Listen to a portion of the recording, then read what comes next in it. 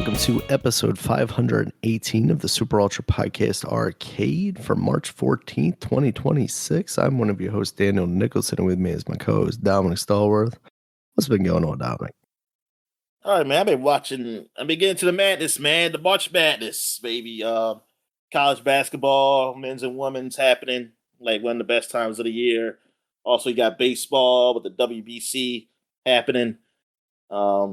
I know USA lost that one game, and it seemed like everybody's just been killing them over it. But I mean, I haven't been paying attention too much of the news outside of them losing. But I know it seemed like there's been a little, I'm gonna call it like controversy, but just the way the manager managed the game or something. It seemed like people were upset. But against Italy, but the U.S. is playing the Dominican Republic, which is like one of the other top teams, man. I believe it's tonight, and it's win and go home. I want to say now. So, hey, yeah, we're coming to the end of it, and we'll see who wins it. I mean, Japan, I believe is still in there. I mean, I only speculate. I have not looked at any news. I just saw the U.S. playing Dominican. Well, let me see. Japan, WBC, and I think clashed with Venezuela in the classic quarterfinals. So did they win it? Japan's been undefeated so far. The U.S. they haven't. They'll only see them if they play the championship. I want to say. Well, actually, today, it's not the U.S. don't play today. It's Puerto Rico versus Italy, Venezuela versus Japan. And then we'll see I don't know how they're going to do it. Like after that, like who plays who. But yeah, all right. So it's yeah, but it's been fun watching those games. But basketball though. I mean, the girls had finished. Well, most of the girls have finished last week. The big schools. There's been some of the smaller conferences going on for the girls this week, but the men's have been going on this week. Maryland won their first game though. They I don't know if I said on the podcast, but I thought it was like the last place team or two teams wouldn't get in. But they allow all 18 teams in, which is like whatever. But Maryland, they won their first game against Oregon, but then they lost the second game, and so they're out. They're not going to any tournament, NIT or otherwise, because of their record. So all I have is to root for Maryland girls, which I don't think they're gonna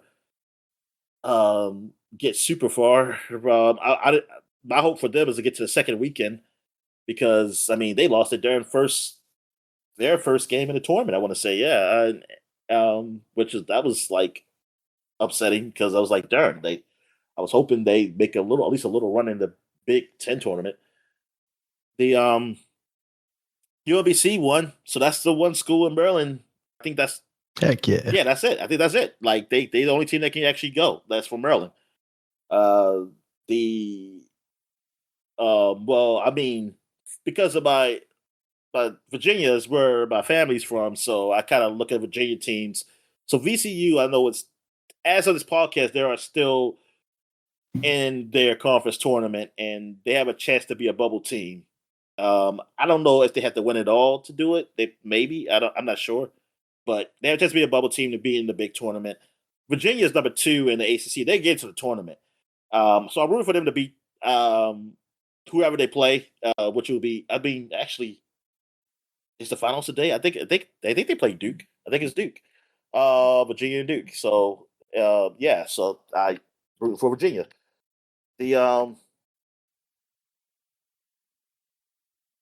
Yeah, that's mainly it. So like the favorite is Duke to win it, and because they got some players, even though they got some players hurt, but I think at least one of them should be back. I don't know about the other one. Like I've been really watching college football, basketball like closely. Like this is the only time I started really watching. I watch without any knowledge, like just watch these guys play. And, like so just it's been fun. There's been some fun games going on. I've seen one game it went to like triple overtime, man. And like the guys, man, you can see they were tired. Like the kids tired, like and they were because they were cramping up. Like it's like people like they were really Oh, hurt. They were just jeez. cramping, and like it was just like man, get the orange slices out there, man. But but yeah, they yeah, it was a good game though. And because basically, yeah, it's win and go home for them because it's like they're in a conference where they got to win it all. Like there's only one team gonna come out of there. But yeah, it was a cool game to watch. But yeah, so that's really it for sport. Oh yeah, it's been I know. Oh yeah, it's been a lot with football because of free agency. Unfortunately, I don't get the news from me because I don't know enough about it. I know it was a big deal made about the Ravens backing out on a deal Oh, for really? the edge rusher Crosby, what did I say his name is, from the Raiders, but they said like, well, he's already hurt, so they know he was hurt. Everybody knows he's hurt. Um, but I think he should be back at some point in the future, and then you have him also. I don't know what his contract is, but I think it's years of his contract. So it's like, hey, yeah, this guy he's excellent. But they backed out. They said they did a physical. Then they brought in some more doctors, and I guess maybe the injury is not it's more than they thought or whatever. I don't know. Hmm. And they wanted to do a new deal. They would get two first round picks. That's huge. Yeah. Raiders didn't want that, so they backed out. And then now everybody's really crucifying the Ravens for backing out on the deal, which I'm confused because I'm like, if the deal's not signed until after the physical, so there was no deal then, Yeah. right? Like Right. that's what I'm confused. And like That's weird. people talk about tampering and like stuff. I was like, it's not tampering. I mean, and then I think some people were saying like, hey, they knew he was injured. They knew about it. The Raiders said what it was, but I was like, but they said they brought in four doctors. Maybe they saw something different. I'm not Yeah. saying yeah, maybe they did have bias remorse and saying like, maybe it's not worth two first rounds. I don't know, but I don't. But we can't see the medical work. We're not allowed to see that. They're not Screw allowed to that. tell us. Screw HIPAA. Show me. Yeah, Show me the they're not allowed to receipts. say what it was, and then and the Raiders, of course, they're gonna like try to make it look like it's their fault. Like, but I'm just saying, who's to say the Right. Raiders didn't wouldn't be a little sneaky and thinking like, hey man, like yeah, he's not like they were willing to give up more than give up what really's going on with him. But now he's a Raider because Raiders. He said he's all in for the Raiders, which I'm guessing because Raiders aren't getting nobody else is offering two first round picks, and that's what they want for him. But Right. I don't know. That makes it look to me is that like you you would still kind of make a deal, but maybe I guess maybe the deals aren't that good. But everybody's making like, oh, Ravens, because the Ravens, what the Ravens did, now our team's going to deal with them. And I'm like, why wouldn't they? If they offer something they want, they'll deal. That's how it works. I don't see what the Ravens did wrong. Like I'm very confused by it. That's the thing. Yeah. Because Seems I feel odd. like if the deal, I was like, was it the hype? Is that why y'all are so mad because we're so hyped up? Ravens want to get this guy, and then they didn't because I feel like if the deal's not, why y'all say the deal was done then? If the deal wasn't done, because deals. I mean, I always heard that the deals aren't done until after the physicals, and most times people still get excited because it's like, oh, what's the chances the physical's gonna fail? Like it usually don't. You usually don't really fail it. Like on big names like that, and this one you already knew he was injured, but like I said, something must have came up, and especially for how much they were giving up I guess they said, yeah, we need to negotiate. And I don't know, man. It feels so weird. It just feels weird. But like, whatever. Um, I know we did some good deals. The Commanders. Don't ask me who these guys are. That's how in depth I am in football. Look, I just want to win. Like at this point in my life, I don't care. I mean, I will learn your name. I will learn who the hell you are when you do something for my team and help us win. Or if you do something bad, then I'll know your name too. But but until something actually happens on the field or something, or unless you're you're such a huge name, like everybody knows it. Um, like I I don't care. I'm happy. I hope you're good for the team. Like I hope whoever we got was good for the team. But I'll learn you as the season goes on, like who you are, because I just want to win. I want like I'm just results oriented now. Like I'm waiting for the season to start and games, and that's it. And once the game starts, that's when I'm all in. Like I'm just so the most news I really listen to, I'm listening to guys talk about it, but they're talking positive about it. Then I'm happy. I'm like, yes, okay. Just so that's like we're doing good in this off season. That's nice. Now I just want to put that on the field and see the results. We still got the draft to come up, so yeah. So it's gonna be it's a lot of football stuff happening in off season, but that's all I really been looking at. So what's been going on in wrestling, man?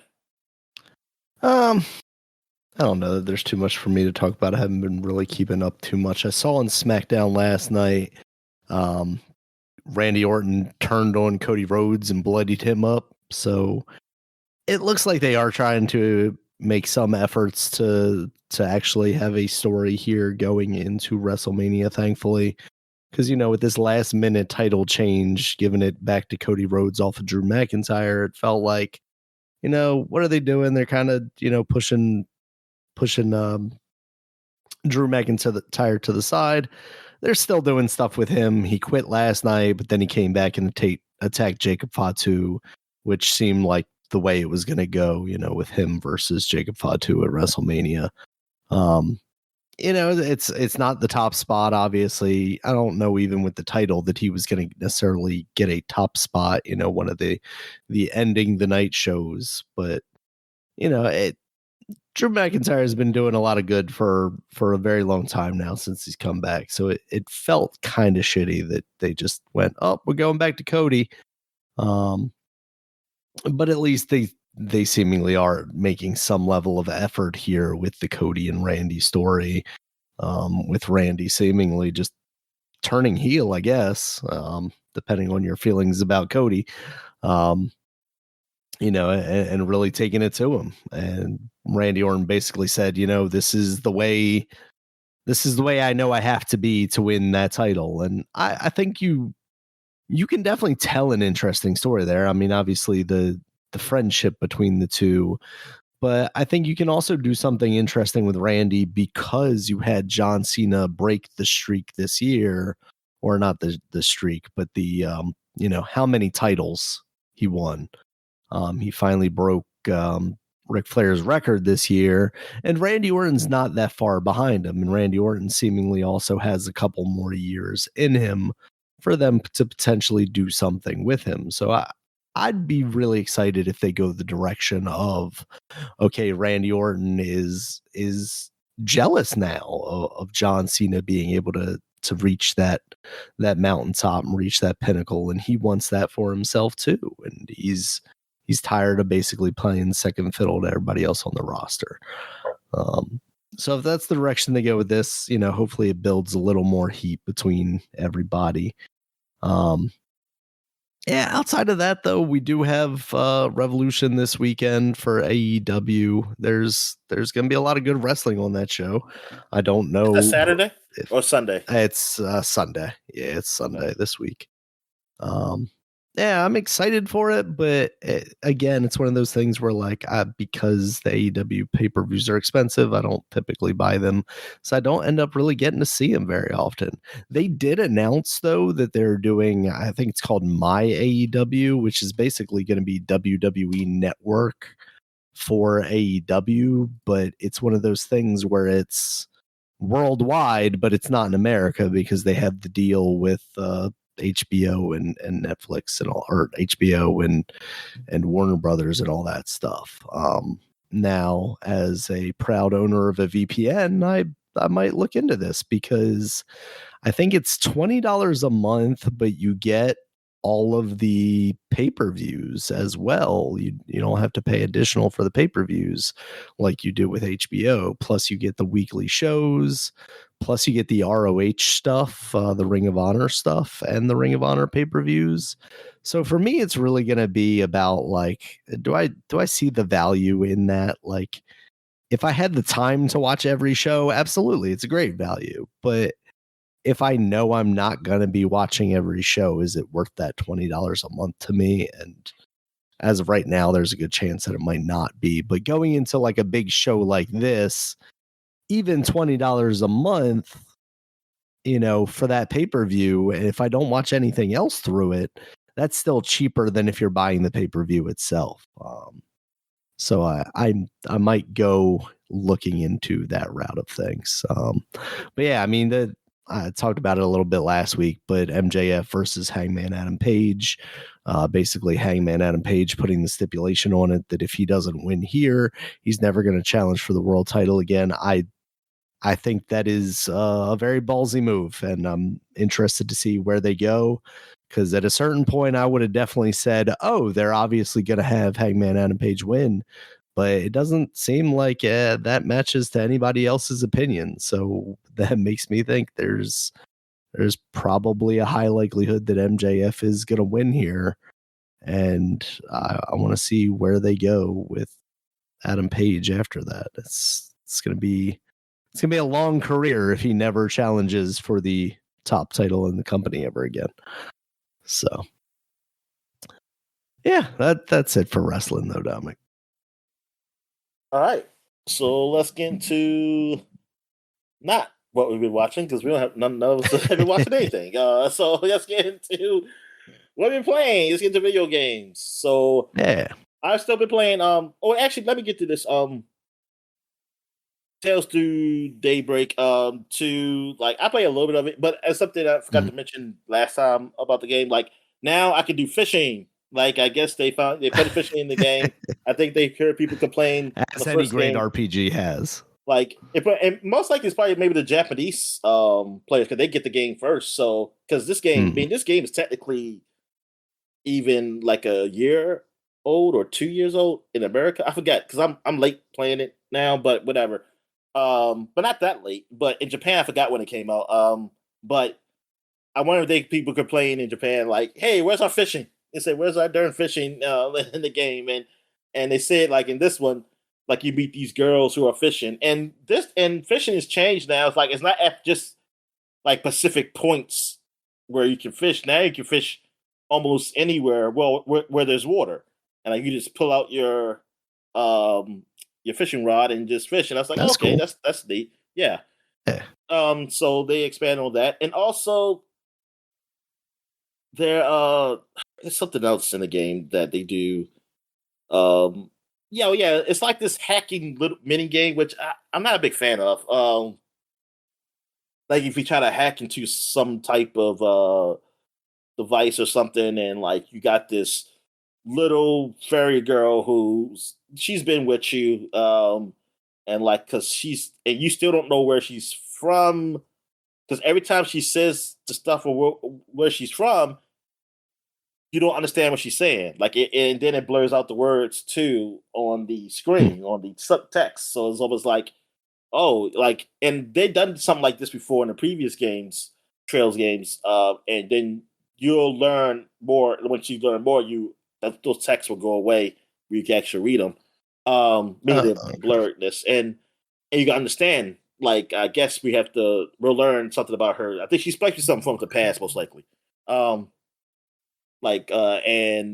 she's been connected with this device somehow, because the devices, even though like the electronic devices are what we would consider future, technically, I think this technology was kind of there in the past, like a long time ago, almost like an Atlantis situation. I don't know, and then something happened. God got angry, or whatever. I don't know. So, like, and plus the like they don't use like traditional like electricity like we use for the like they're using these type of speed crystals, which kind of are magic stuff. So it kind of so that's why it's like, oh, it's ancient technology mixed with current technology, and that's why you might get something that like her that might be attached to it because it's still using ancient technology mixed with just something that's current. Um, but yeah, I mean, the game it's all right. I haven't got too far in it though. I didn't play that much of it this week. Uh, but I play a lot of Ghost of Tsushima. Like I play a ton of that. I been doing a lot of side missions. Like kind of avoiding the like the main mission.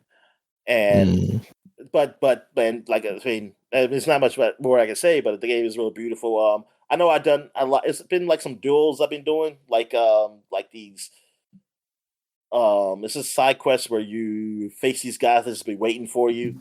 What they call the straw hats or whatever, and you have to duel them. And I think you get there, and then I was doing them before I actually found out there was like a side mission around them.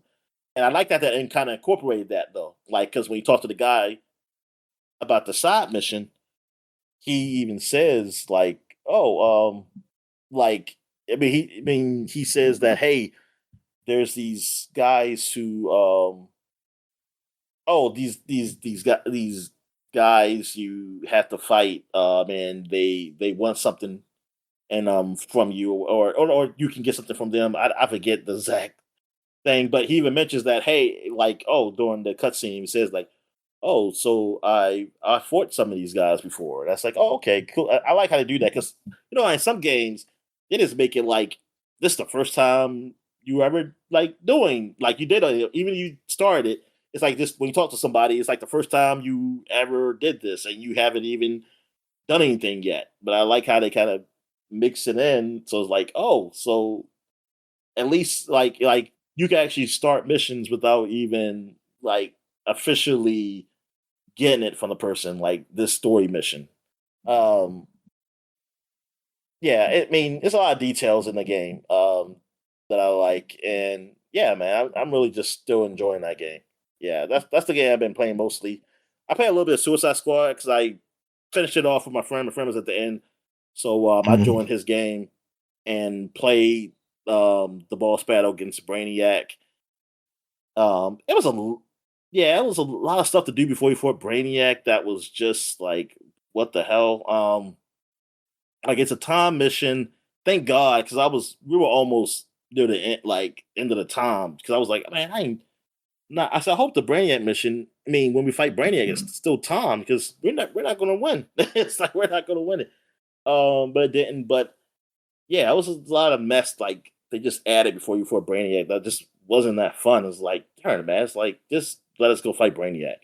But you also see what they were trying to go for. They were going for like, yeah, even though you killed Brainiac, but it's just that was just one version of Brainiac, and there's other versions, and which I think I maybe in some of the other DLC you do fight them, but it probably was going to be even longer. But the game didn't do well, so yeah, so that's where we went from there.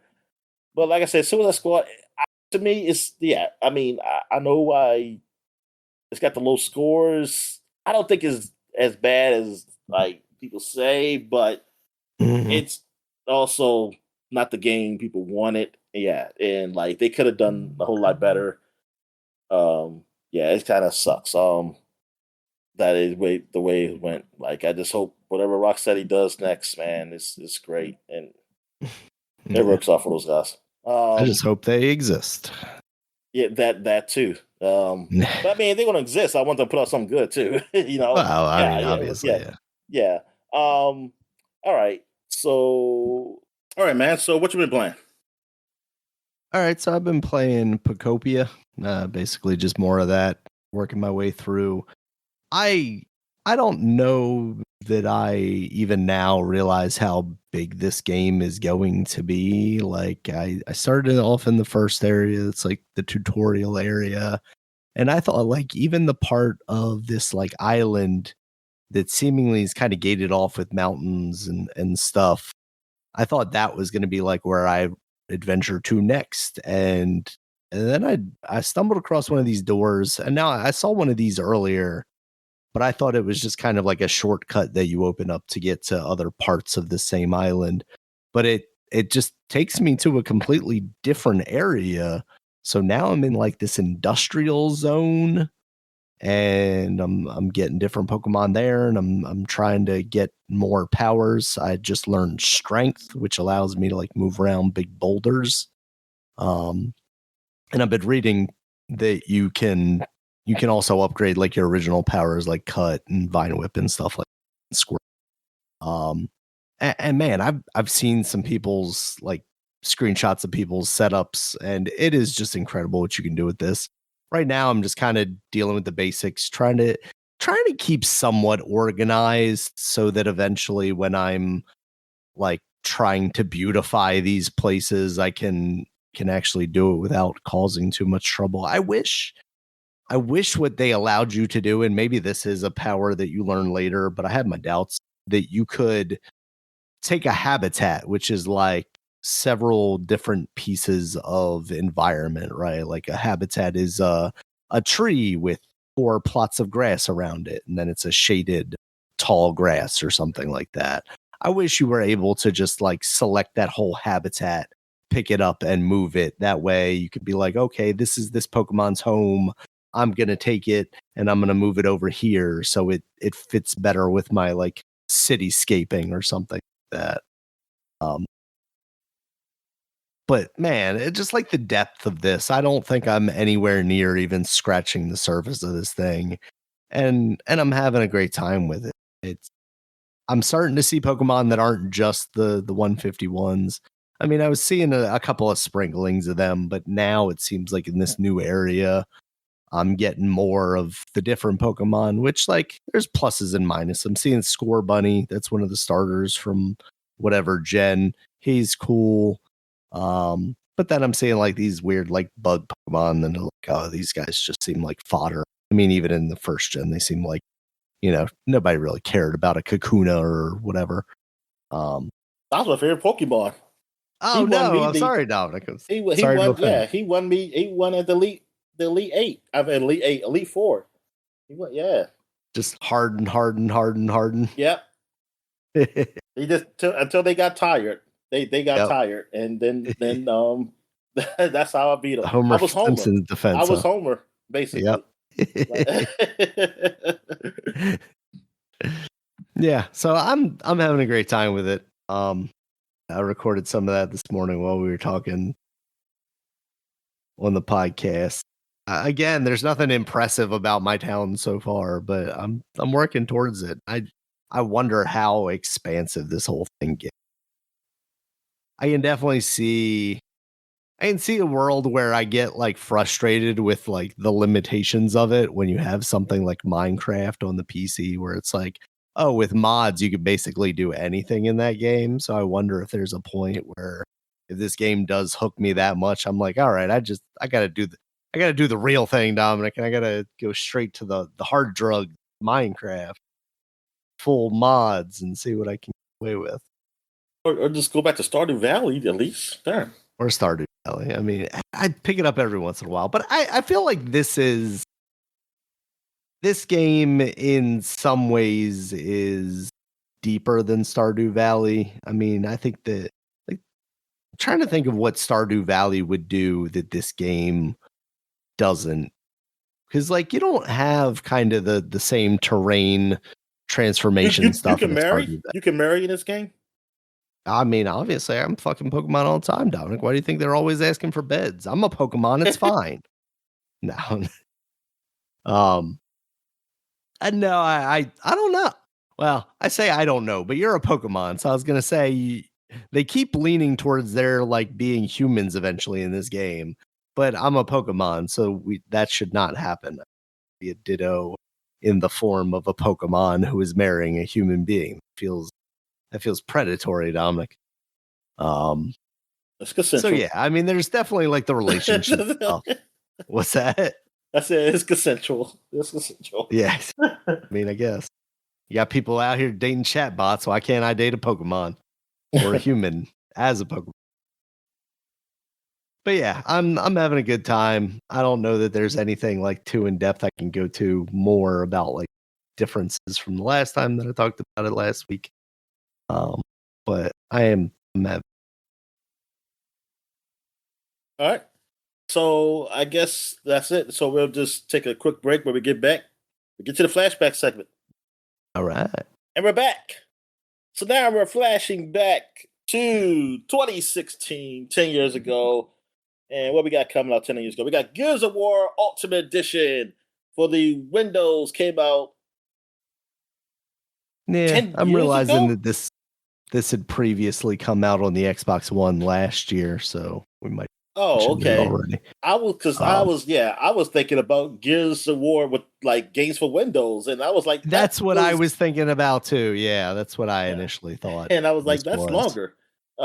But yeah, so no, not that. But that did come out 10 years ago, but that's not a huge thing.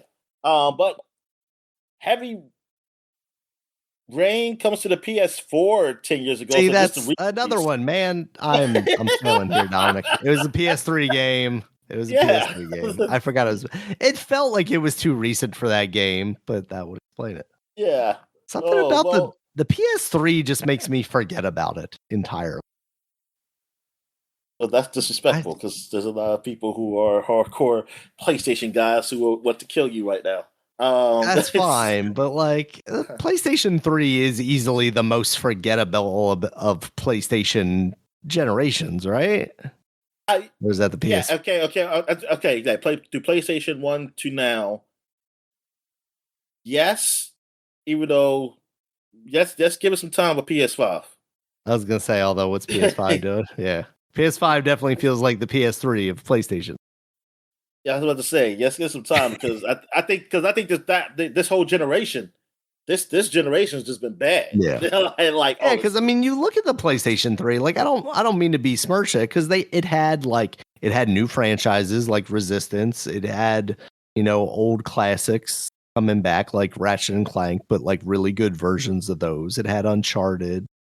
Um, but at the same time, I don't know. I guess just because the Xbox 360 was so much bigger in my life. I guess that's why I kind of tend to forget about the PS3. Yeah, I think that's what it is. I think it's just that the Xbox.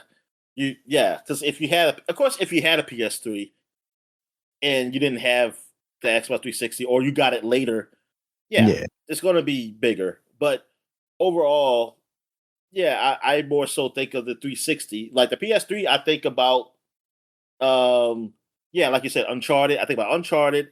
I think about what's the other game that comes out? Like God of War 3 was big. Yeah. Yeah, Metal Gear Solid 4. Resistance, I always think about, but it's thinking like always thinking like, yeah, but it's not. It always came out around the same time with Gears of War, and I'm like, nah, Yeah. it's like ain't no Gears of War. To me, it was And more impressive just because it was a new IP that they were finally like moving oh in the direction. yeah, but also it's like darn, because compared to the other colorful stuff Insomniac has done, it's like Yeah. this is it. They went for Brown. the yeah. It's like we gotta get Brown like what they doing over at Epic. But man, that's not true because it came out around the same time. They obviously couldn't just been like copying. Um, the yeah, I mean overall, like, and I just think about like how like expensive it was when it first came out, and it being basically like a big Foreman grill looking thing. You know, the first the first Yeah. iteration. But it got better. But then it got. Yeah, I do also think about when it got better. Like it changed. They went cheaper in price, and then they started getting some hit games to come on it. And yeah, and like it built momentum for PS4 at the end because they were coming with some key games. I mean, Last of Us was on the PS3, the first one, and then it just hit, and and then PS4, and then it went from there. And until like I said, I still think behind the scenes they made an agreement with Microsoft. Like they all made an agreement, and Microsoft said we're gonna stay away from the video games. But well, not stay away, but we're gonna sabotage our own shit. We're gonna let y'all have that. Japan. But anyway, where we got here? We got The Legend of Zelda Twilight Princess HD for the Wii U came out. This is a re-release that I purposefully put on here, Dominic, Yeah. because Okay. 30-year anniversary of Zelda. We got the Twilight Princess HD. We're now 40 years in. What are we getting? Where is the port of this to the Switch 2? Like we've been talking about that for years. Like what are we doing for Zelda this year, Dominic? What are we doing for Zelda this year? I don't know. I honestly don't know. Prize birthday party.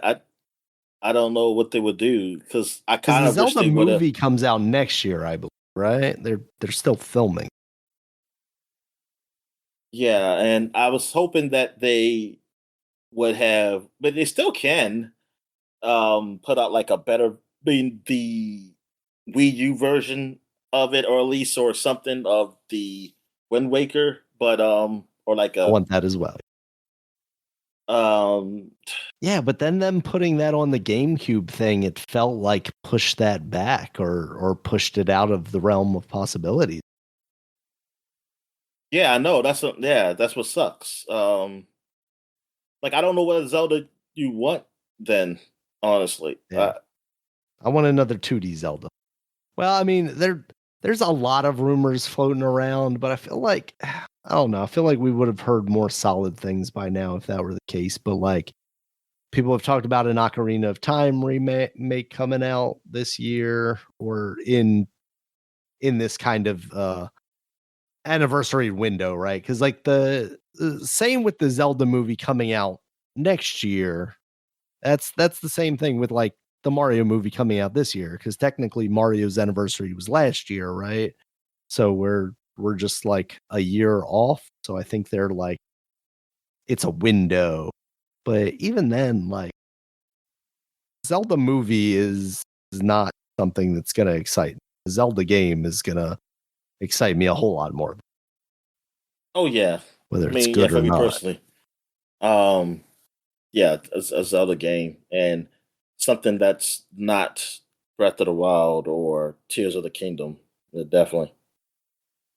I'm kind of like those. Like I said, well, those games. Hey, if I could cheat in them, I'll like them a little bit more. But but I can't. Not legally anyway. But yeah, I can't think of anything. I mean, all I can think of the DS games that haven't come out. Like they do that. But I mean, I would absolutely love if they did one from the. There was a Spirit Train, and there was yeah, not those. We can. I mean, I don't have the hatred for those that I feel like a lot of people do, especially Spirit Tracks. Apparently, people really dislike that one. I didn't love in the other one where you always had to go back to that one dungeon and then like turn into the night and then get like one level higher. I didn't love that. The controls, I remember being like a big deal when they were first announced. Like, oh, you have to control Link with the bottom touch screen and swipe with the sword. And like in a lot of ways now, I'm like, I'd much rather play a game like that than Twilight or says like Skyward Sword. With its stupid motion controls. I think those motion controls worked a lot better than that game. So but like Minish Cap is already up there, right? That's on the Game Boy Advance. Minish Cap's on the GBA. I mean, if they did like a Link's Awakening style remake of Link to the Past, obviously I wouldn't want it in the same art style because I don't think that art style fits a Link to the Past in the same way that it did. Yeah, it doesn't. Link's Awakening. but I'm sure That they art could do style, something it there. almost feels like I don't know, like an old Disney Yeah, something kind of look. Like yeah, like really nice and cartoony. I feel like that's got to be a different art style if you're gonna do that one. It can't be like yeah. that. I have a feeling it would be. Just make a.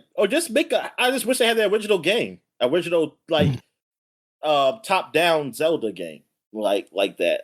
Yeah, yeah, absolutely. No, I would They should have been doing that. That's what they should have been doing.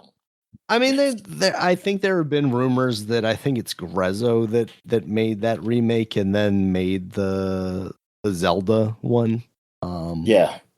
there have been rumors that they are working on a new 2D Zelda like that, and I hope that's true. I mean, I guess technically that Princess Zelda one was a new thing, but hopefully more traditional. All right. So now, like speaking of the anniversaries, we got Tom Clancy's The Division. This is 10th anniversary, Yeah. and they've been doing things like, oh yeah, I mean, I'm not supposed to talk about now. Like, I mean, I mentioned it before, but they talk about the 10th anniversary, but they actually went into more detail of the Division 2. They added there's a realism mode in it now, which is I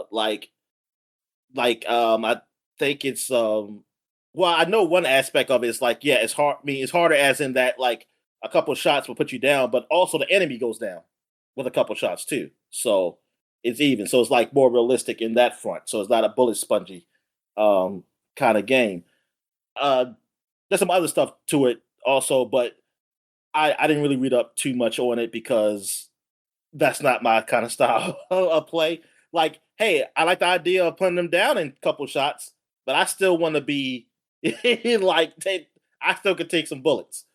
Um, but yeah, and also in two, they're going to add crossplay. I don't know exactly when. They still haven't given an exact date, but I think between like this month and April, they will add crossplay, so you can play against people on different platforms, not just different launchers and PC. Like that was the only type of crossplay you got was the different Mhm. launchers. You couldn't play with somebody on Xbox or PlayStation 5 or PlayStation 4 or like well, I guess PlayStation 4 and Xbox One in this case. Two, but not for Division One, just Division Two, of course, because that's the latest one.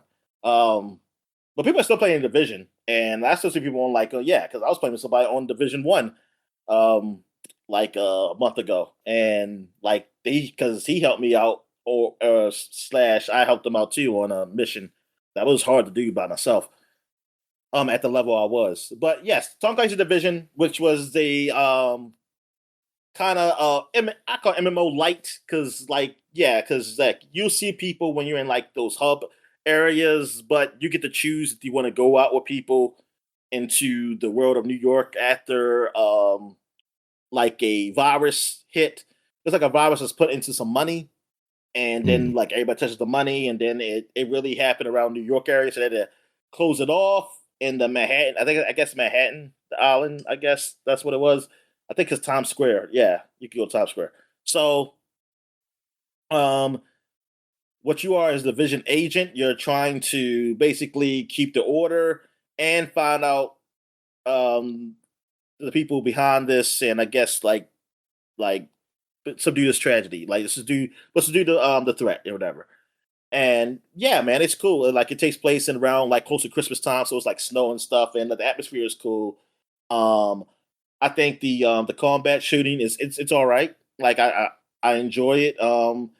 It was like at a time where like Destiny kind of burnt me, and I kind of like this a little bit more because it's a little more because it was more grounded, of course.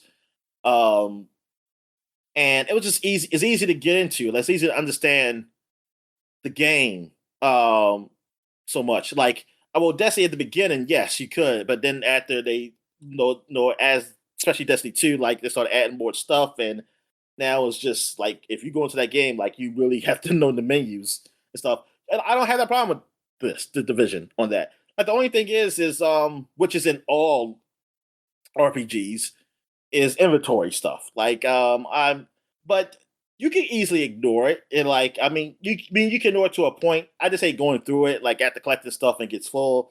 But that's just a personal thing with me. But that's an RPG thing. I don't.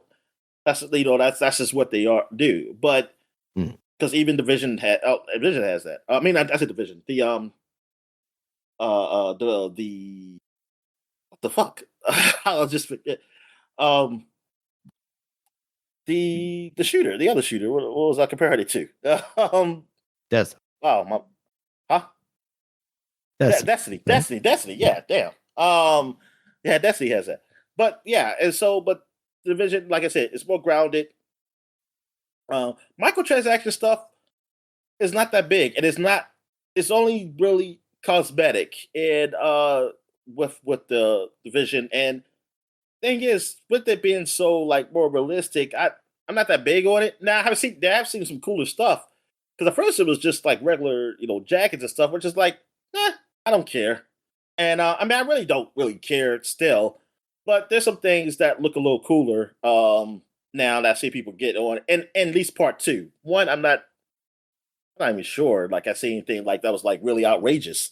If there is, I haven't seen it. I mean, maybe there was in later like years they put something in there, but I have not seen it. But yeah, it's nothing what you would just call predatory in a way. It's not like, oh, you get this type of gun, like you get gun skin, like yeah, because I noticed like, oh yeah, I can't just there isn't a pack that says, oh, open up, oh, great gun in here.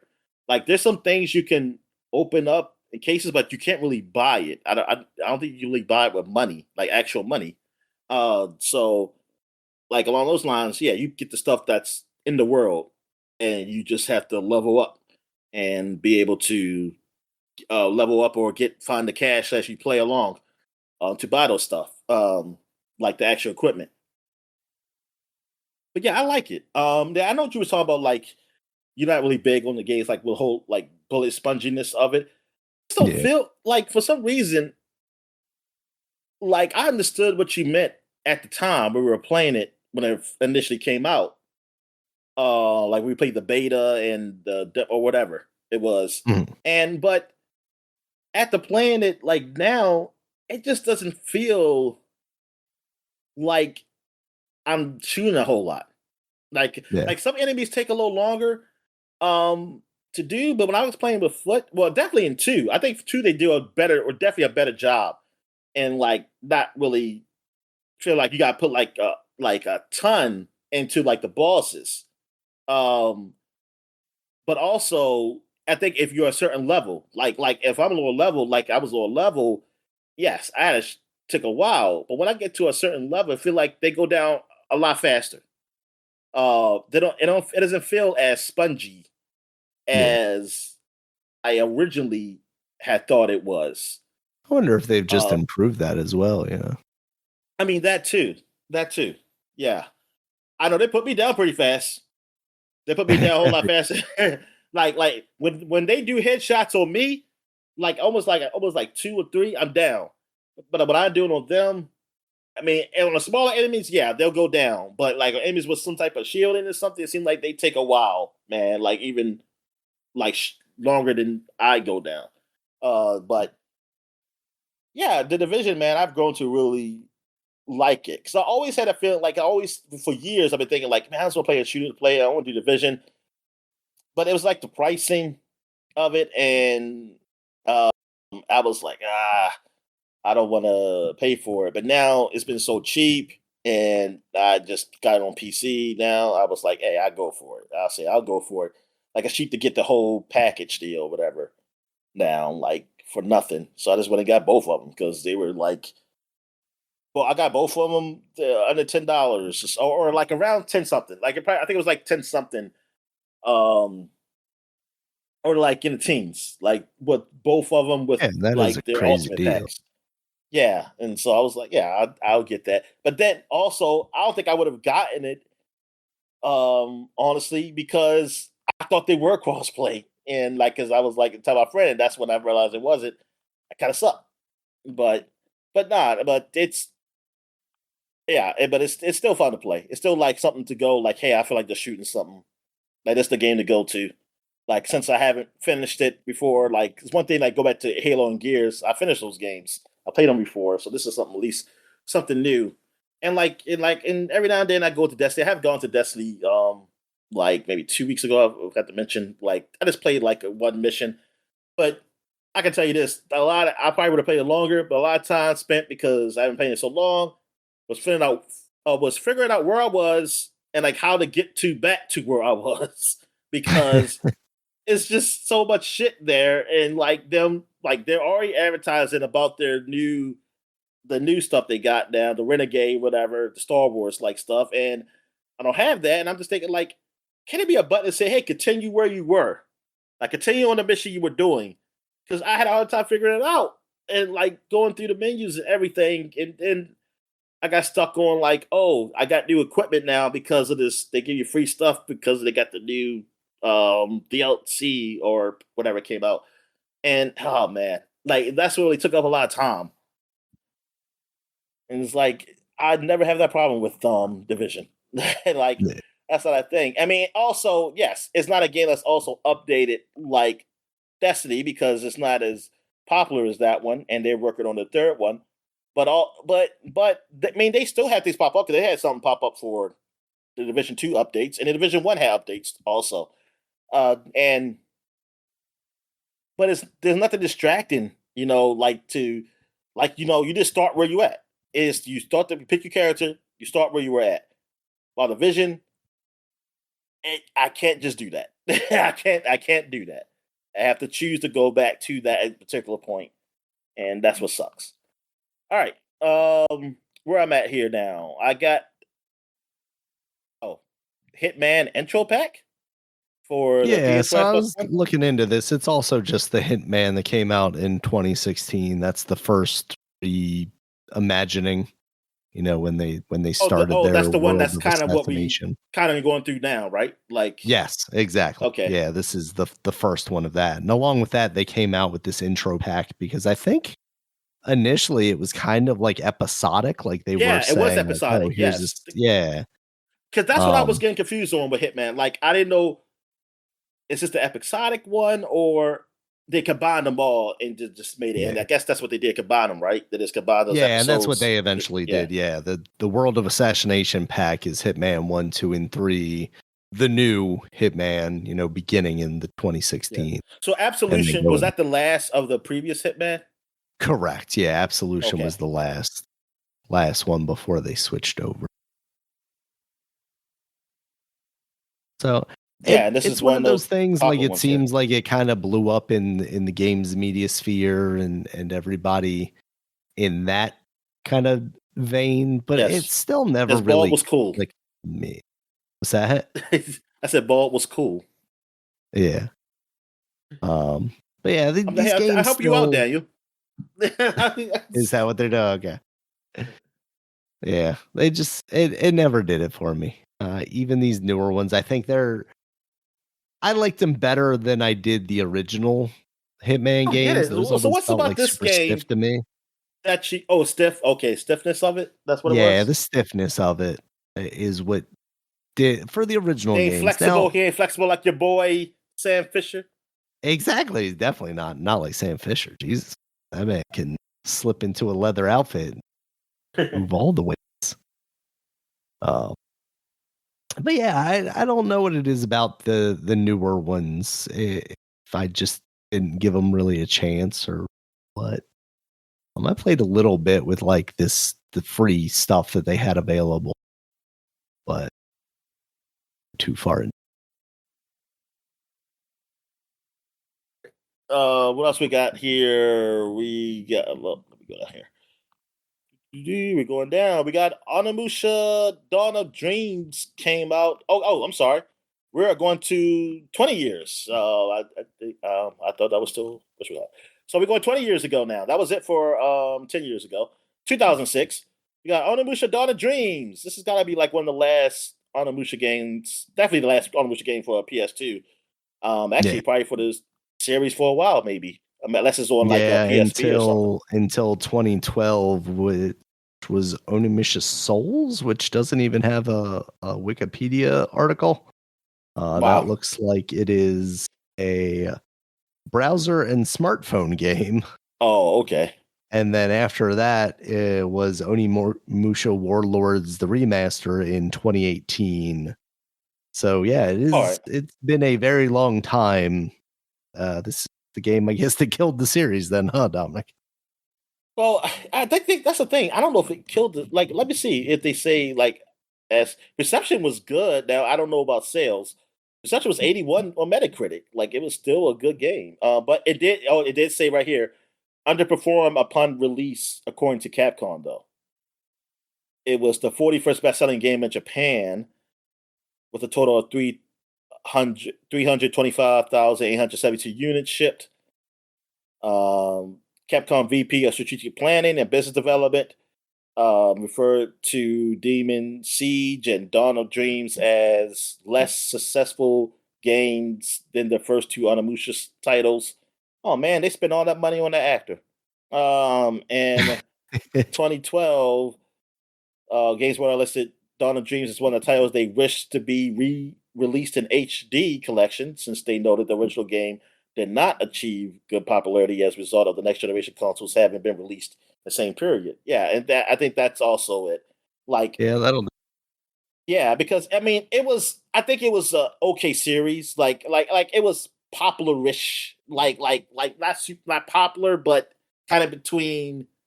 Like it was okay, but not to the point where coming out at this point in time when people are looking for next generation. Like this would have been a key game to be the first game on PS3, though. It would have probably helped. Like if it was a PS3 game and it came out within like its first year, I think that definitely would have helped. Yeah, it kind of sucks that it was still a PS2 game though.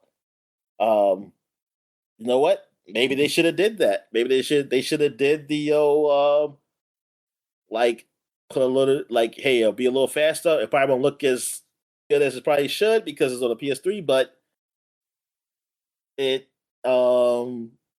maybe it would got more people to look at it though. I don't know. Yeah. But yeah, it yeah, I vaguely remember this. I remember this only because like if you told me the title, I would have remembered it. But I remember it only because of the cover art, because I do remember those little blue demon horns. Yeah. But yeah, like Onimusha, I played 1 and 2. Actually no, I played 3 also. Yeah, I did play 3. I couldn't tell you anything about those games because it's been so long. I only played them once, one playthrough in all of them. I do want to actually go back to play them, like the 1 and 2, definitely. And I'm kind of interested in 3. And like I think I was a little scared at first because I thought it was like a horror-ish game because I think they were like Resident Evil also because of especially it's the camera work of Resident Evil, the old Resident Evil. But it wasn't really. I mean, they had some like things like some of those guys jump out somewhere, but it was still action. So it wasn't like it wasn't survival. Like I was still action with the sword and everything. But it wasn't like you fought a whole bunch of enemies. No, it was like some enemies in space, and it wasn't Devil May Cry. It was different from that, which is kind of cool that from the same company. Like Devil May Cry was like fast action, while Onimusha was a little slower. Slower work compared to Devil May Cry.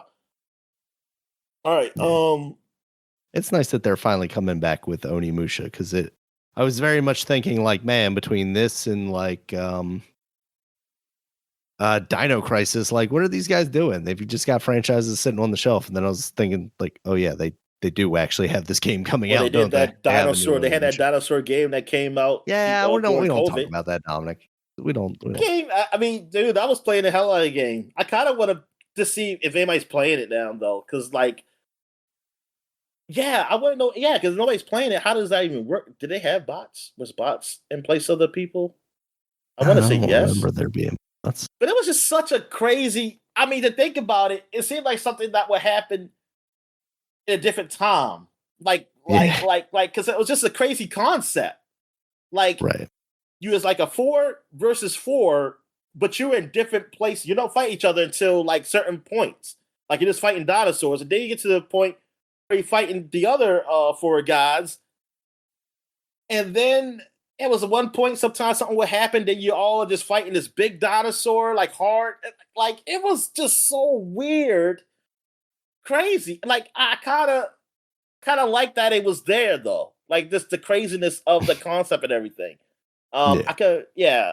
I'm so glad it was the Xbox Game Pass game because I could imagine paying for that shit. But like, that was such a crazy concept. Like, I mean, I enjoyed what I played. Like, it wasn't.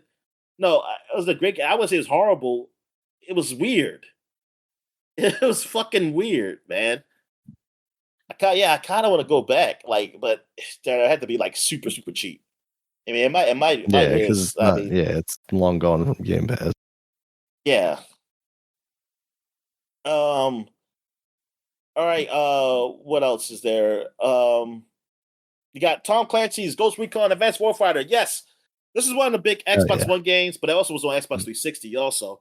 yeah. But I say Xbox One. I'm sorry, Xbox 360. original Xbox game. Yeah, I mean, it was on Xbox 360, but this is also original. right. I can't say one. God, fuck you, Microsoft. Fuck you and your people. OG Xbox. No, Yeah, yes, the OG Xbox. Um, but the 360 one, because the look of the game, I used to see the screenshots of it. It looks so good. Now I wonder. I have you know what? I want to see screenshots of the original Xbox now, just to see the parallels between that. Like, was that a new engine or what? Or did they do I a good job even remember. with that I one? remember being sold on this game because of the Xbox 360 version. Oh man, Yeah, you know oh, there me was a too. Well, yeah, relative drought of games for the Xbox 360, but it was like, oh man, this one looks incredible. You got all this, like, oh, Tom Clancy stuff, of course, and it's like, all right, I'm locked in on and it. it looked, yeah, the graphics at the time, it looked really good. It now that I realized it was on the OG Xbox, that's why I'm curious. Like, was it like just a was it? I wonder what was it? Was it a situation of like the of Godzilla? I'm not saying Godzilla. I'm sorry, King Yeah, Kong. Was it a situation of King Kong where it was like that? You can tell the difference. Like it was really different, or what? Yeah, because just the way it looked at 360, that I was holding that too. But when I finally played it, I borrowed it from you. I realized, oh, this ain't my type of game. This is not yeah. I the action. same. Yeah, Yeah, this is not action like an action game. This is really tactical, more on a realistic front of game. And I was like, yeah, not for me. Just like when I played the the other Ubisoft game, the Brother, what's it called? Band of Brothers kind of Brother in thing game. Arms. Yeah, Brothers in Arms. That's what it is. Yeah, I played that because I was thinking like, oh, this is like Medal of Honor, but I just have a group of people and I can tell them what to do. Nah, it's more than that. Is a little more realistic. I mean, yeah, it's more tactical and yeah, it wasn't. I was like, darn, I don't. Yeah, this ain't my type, man. It looks cool, but I'm just not into it. I want more action. And yeah, but this game, it looked beautiful whenever I saw it. Like, it looked like a cool game. It just wasn't the game I wanted. I mean, was it? Yeah, what I thought it was. I thought it was more of a Call of Duty / Medal of Honor first person shooter type of thing. Yep, same. But it was popular. They got a part two. All right. Also, what we have here, we got Mega Man powered up on a PSP. So why you got this up here, Daniel? This was a remaster of Mega Man. I think this started out as a Oh, franchise the that first people Mega Man. thought was gonna. Yeah, the first Mega Man, the NES Wow, Mega Man. look, you got big head. Yeah, so they did this like chibi art style for it. I don't necessarily love it, but I think it was fine for what they were going for. Because they also did a Mega Man X remake for the Vita as well. I believe, or not PlayStation Portable as well. I believe. I think that was called PSP. like Hunters. But they did not do a chibi art style for that. So I think it was part Oh, of their way of Hunters. like, Oh, yeah. Metroid Hunters. Well, like I think the bad guys in that were always called Hunters or something like that. I remember Hunters being a part of Oh, the naming scheme in the original Mega Man. But I think they chose to go with kind of two distinct art styles for those two remakes. Um, this was something I played a little bit of this on my PSP, but I always imagined this would be the way I would play that game because I'm at this point, I don't think I'm ever going back to a NES Mega Man game. Like, Oh I hell don't no! have the nostalgia for those Like games. going back to that or playing 9 and 10. um, yeah, so I don't know that I have the nostalgia for that to be interested to ever actually go back and game. People's feelings on them. Obviously, I think two people like more, and I don't think we ever got a like powered up version of two. So I'm a little surprised that Capcom hasn't gone back to that well as well. Man, it's really kind of crazy thinking about all the franchises that Capcom really has under their umbrella, and just like most of the time they are just wasting them, right? Yeah, yeah, but and then it's like, how many games can these companies make in a year? Apparently, I mean, how I many mean, that's the studios do thing they? though. They don't Yeah. necessarily need to be the ones making them. Like they could have somebody else working on the games. They could have somebody else build them for them. Now, how many games do you want to release in a year to like not cannibalize another one or whatever? But they aren't all necessarily the same style, so they Oh, could yeah. definitely fit into Well, different yeah, but yeah, I wasn't. categories. Yeah, I wasn't even mentioning that, but yeah, I understand that part too. But yeah, I Yeah, was but thinking of like studios. get Like, other how many studios to studios they work have on under them. their belt? Yeah, yeah. Like, oh, what studio that? Well, they are working on a Mega Man right now, technically, License and out your franchises is what I'm saying. yeah, man, I hope that Mega Man turns out all right. Because what they showed off. I mean, not saying it's the best. I mean, it was. I think the presentation wasn't great, but doesn't It mean the wasn't game's not gonna impressive be. at all. Yeah. But it might still play well. We'll Yeah. see. All right, so PS2, like PS2, we got Metal Gear Solid 3 Subsistence, which is basically the Substance was the Metal Gear Solid 2 version, like a bunch of Yeah. extra stuff. You got some cool things you can do here. Maybe you could play as I forgot. You could what can you do this? Kind of Rumble plays Rose's Raiden. character. It says the Rumble Rose's characters are here. Depending on the server Oh settings, my each. god. Wow. Oh, this is for Metal Gear Online. Oh, is this the one? Was there a Metal Gear Online on the original three, or it was just Subsistence that had it? I don't remember, to be honest with you. Yeah, I don't remember three, like original three, having it, but I I don't remember know. people when the new Delta came out, people talking about like, oh, the online stuff. But yeah, I don't remember if part of the package that Substance including came out skill with this. challenge. Yeah, they had skill challenge or a side story mission. Subsistence skews the extra single player missions into ports of the Metal Gear Solid 2 version of the original game, and yeah, it was sequel. I Blah, think blah, the blah, thing always blah. stuck out to me, if I recall correctly, is like this Yeah, I is think the it one that had was. the free camera. Oh, You can okay. actually look around and Oh not have. yeah, yeah, I did. Yeah, I remember that now. Yeah, I think it was. The biggest outline consists of 5 tournament-style game modes, each with a capacity of 8 players. This mode pits players each playing as a generic soldier against each other in deathmatch battles and various capture the flags.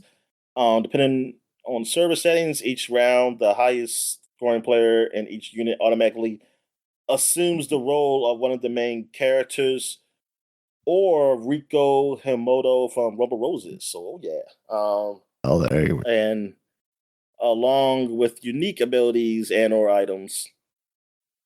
Okay, so yeah, they had their online with that. So that's when they kind of first was like playing with that, the online mode. Yeah, man. Yeah, I never did get those until I guess they came with the HD collections, and I Mhm. think I might have played with them, but I don't remember much of them, much at all. Um, but yeah, I thought it was always cool, but I always had the original version. Like I never thought. Yeah, that was one thing. I never thought about buying a game again. Like I definitely at that time of my life, I was like, I'm not buying a game again. Even if it had extra Yeah, stuff, I you're was gonna like, move on to the next thing. You ain't got time to yeah, play the same game you already played in a slightly better way. yeah, exactly. And this was when I was okay with Mega Side 3, whatever I played, I was like, yeah, this is fine. I'm just waiting for 4. Though like that one had come a lot of years later because PlayStation cost too much. Cause yeah, I was still somewhat into it.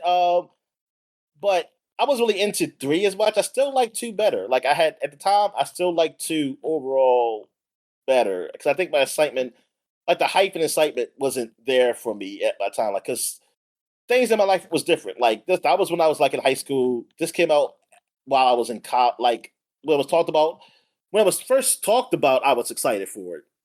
Then stuff happened with college and work and things like that. Like I was kind of between the early adult life, so things were a little different for me.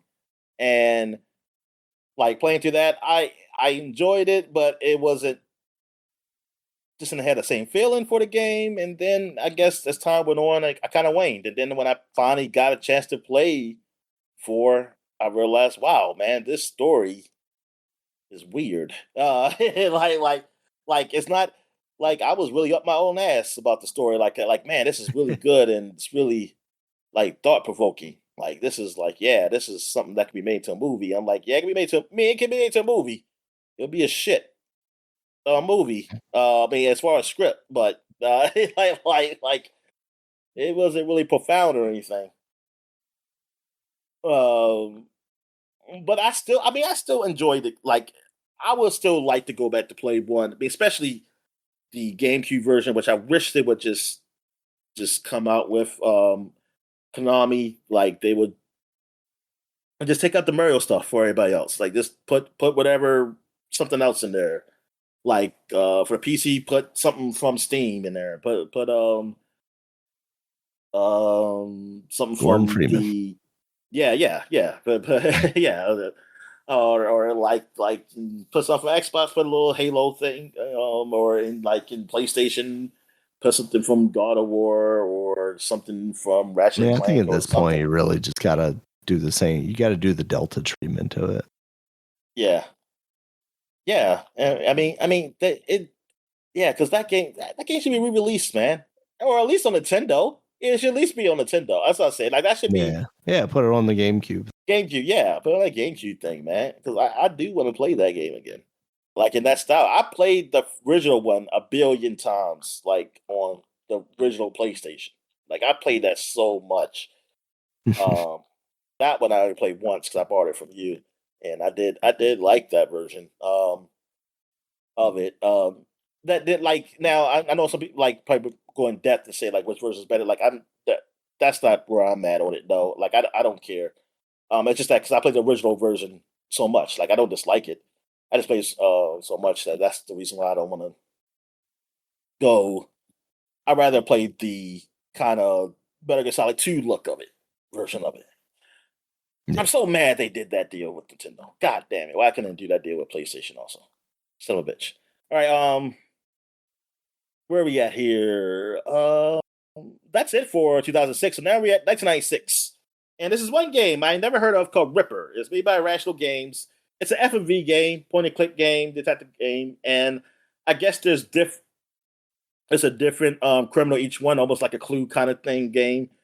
But it's like actors, like real actors. And like Christopher Walken was in this game. Let me see. Do I still have the? No, I do not still have the Wikipedia out for it. Let me see here. Ripper game. They had Christopher Walken. They got Karen Allen. She was in the Raiders of the Lost Ark. She was the woman, the love interest. And you got Scott Cohen. I've seen his face somewhere before. Law and Order. I know he was there one point.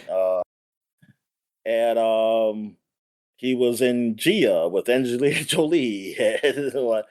Thing. You also have he was in a lot of things. I'm trying to think of what Gilmore Girls he was in. I think I seen him there because my sister and my mom used to watch that show.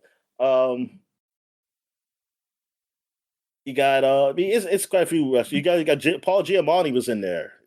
He plays as Dr. Bud Cable, a doctor tending to Catherine Paul, who is played by who's Catherine Paul played by? I don't. Tani Welch. I don't know who she is, but there's a lot of actresses and actors. Well, actors, I guess we say now. And they said 25% of the budget was to them. Like a budget was like $4 million. And I never did look up to see like what's the average like budget for a game or something. Like if that's a lot for then. I feel like it is. I feel like it's a big budget for games back then. Even though like compared to now, it's not. I mean, like even the equivalence, because it says right here, equivalence is like 8 billion something, which is like, yeah, that's still not big for games today. And so, well, depending on the type of game you're doing. But yeah, like a game of this with the studio like this, like that's still not a lot. But I wonder at the time was it a lot for them. But I mean, it got a 71 on Metacritic. I mean, it wasn't huge success, but I just want to mention because just like me never hearing it having these big name actors in here, but it seemed like a game Yeah. I would still like. It was on PC. There were talk to do ports to Saturn, PlayStation, but it didn't ship. But this is like the third game of their series. The second, well, it was three. I'm sorry, this is the second game of like a series that they did a full motion video, like not like sequels, but just different stories. They had one called Hell, a cyberpunk thriller. Then they had Ripper. Then they did Black Dahlia, one, which I'm guessing. Let me see. Did they have actors in? They don't mention actors in the Hell one.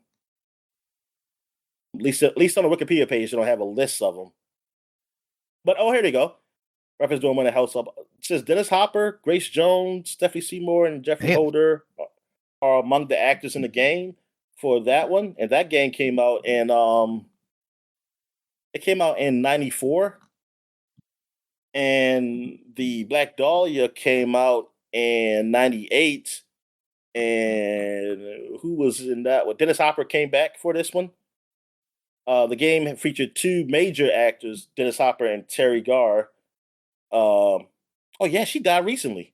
She died 2 years ago. Name sounds familiar.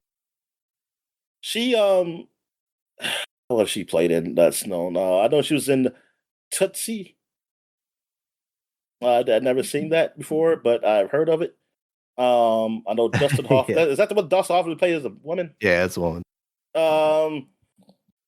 Yeah, that's it. Yeah. Why do I know that? I think it was because of a game we were playing, and like that was one of the answers, and I ain't know nothing about it. But it's the Yeah, I remember but from yeah. Young. Go ahead. I remember from Young Frankenstein. Young Frankenstein. Okay. I've seen Young Frankenstein, and I still don't remember. The Black Stallion. I think that did I see the Black Stallion? I don't know, or I saw did I say the remake of the Black Stallion? I forget. It was something with the black horse. It was all right. But anyway, yeah. I don't know. Maybe these games might be on like either GOG or one of those other things where it's like they have those old games or something. Mhm. Or I might just watch it on YouTube. Somebody's playing on YouTube and just watch it. But yeah, like I used to like. I was young. I used to like the games because like the Goosebumps game was like an FMV, and that had like these kid actors in it. Well, they had some known actors in there. Whatchamacallit was in there. Malcolm from Jurassic Park. What's his name? Oh, okay. He was a vampire in there. Like he was at the end. I know the kids were known at the time. Like I knew one kid. He was from Picket Fences. Another kid was the kid from the Santa Claus, the first Santa Claus. He was in there, and the girl I forgot where she was from, but this was like Horrorland, like Return to Horrorland, basically.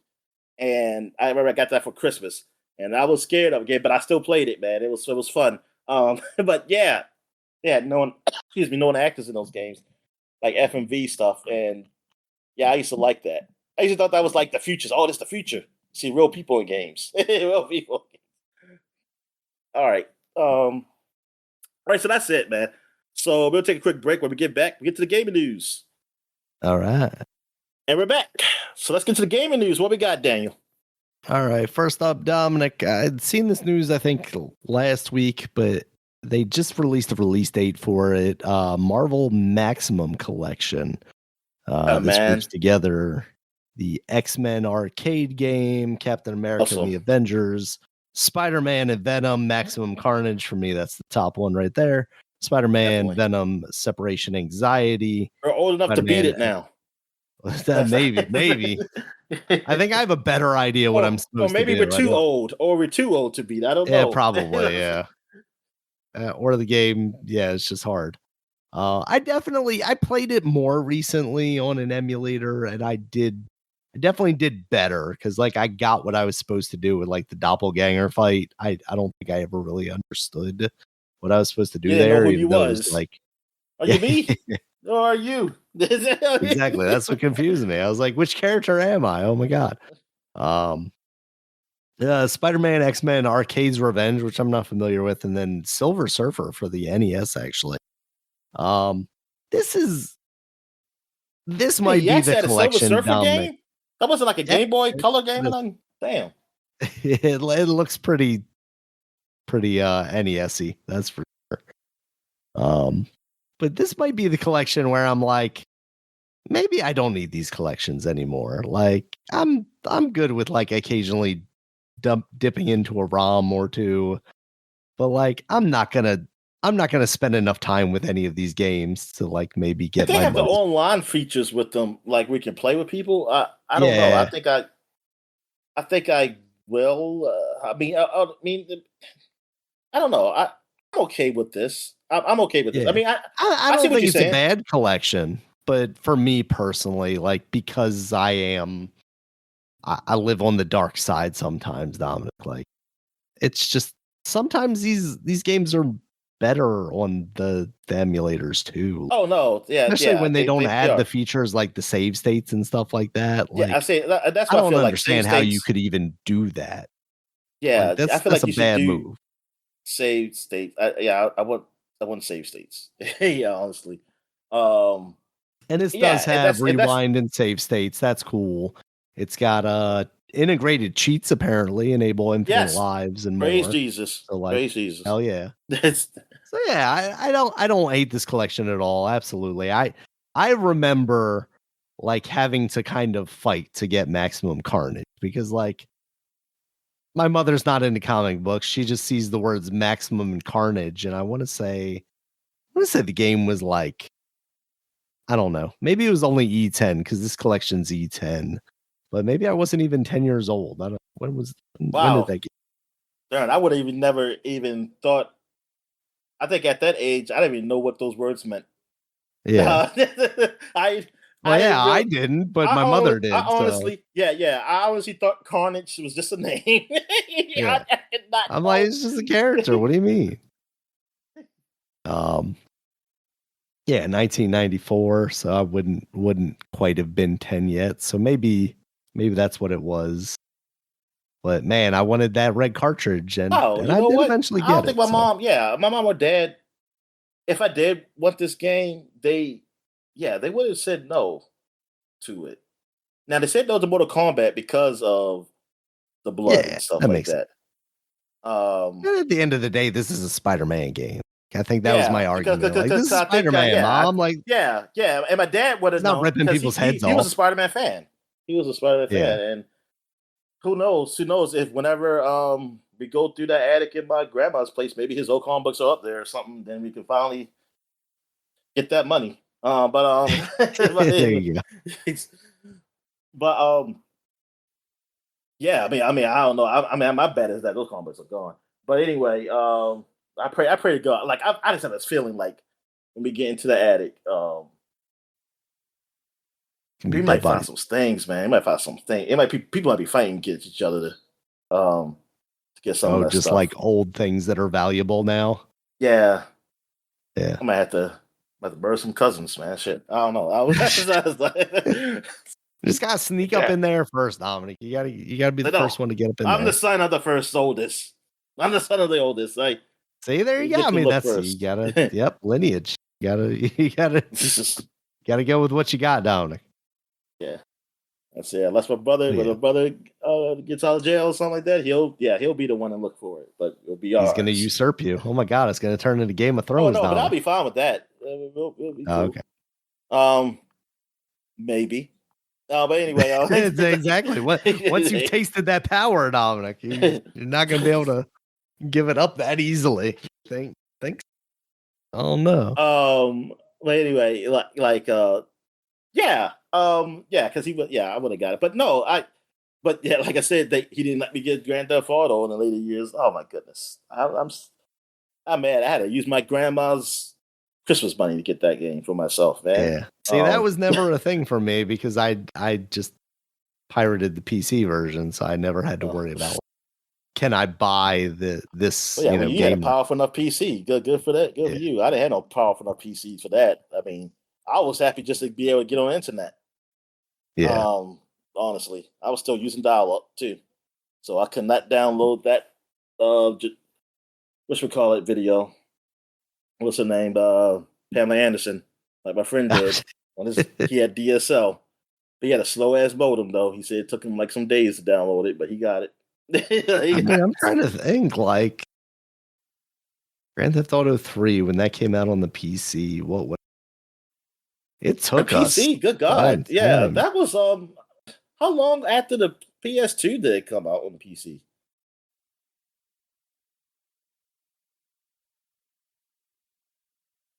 October 2001.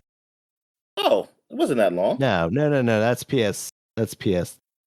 Wait a minute. Yeah. That's what that. Yeah. Windows. It came out in May 2002.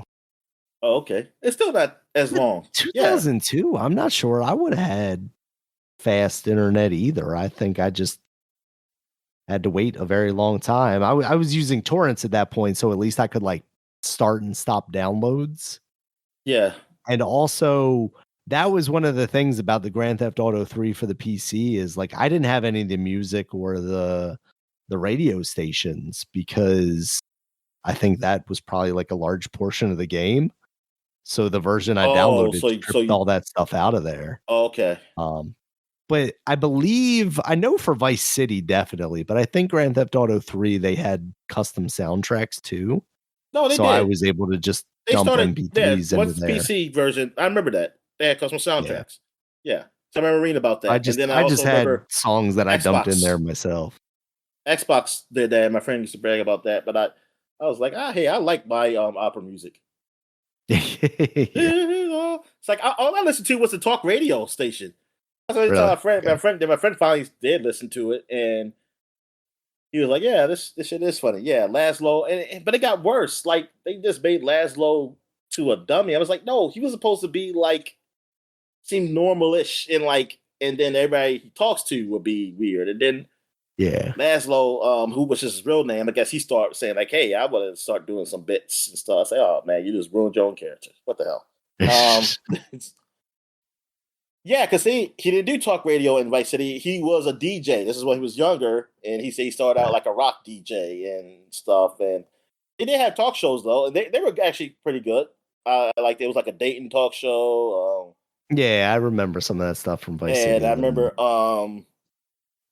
what we call it? LT was in there. Like he was because he was a character in Vice City. Lawrence Taylor, and he also was on the radio show. Like if he was on, he was like a guest up there as his character. Yeah, that man, that game, man, it has so much shit, man, in that game. God darn, Grand Theft Auto. Like I would love. It's crazy that there was only a year between the release of Grand Theft Auto 3 and Vice 1 and City. 2. I mean, like, 1 and like Vice City, yeah, yeah, they numbers, but and then it was like what? How many years between that and the San Andreas? What, like 2 years, 3 years?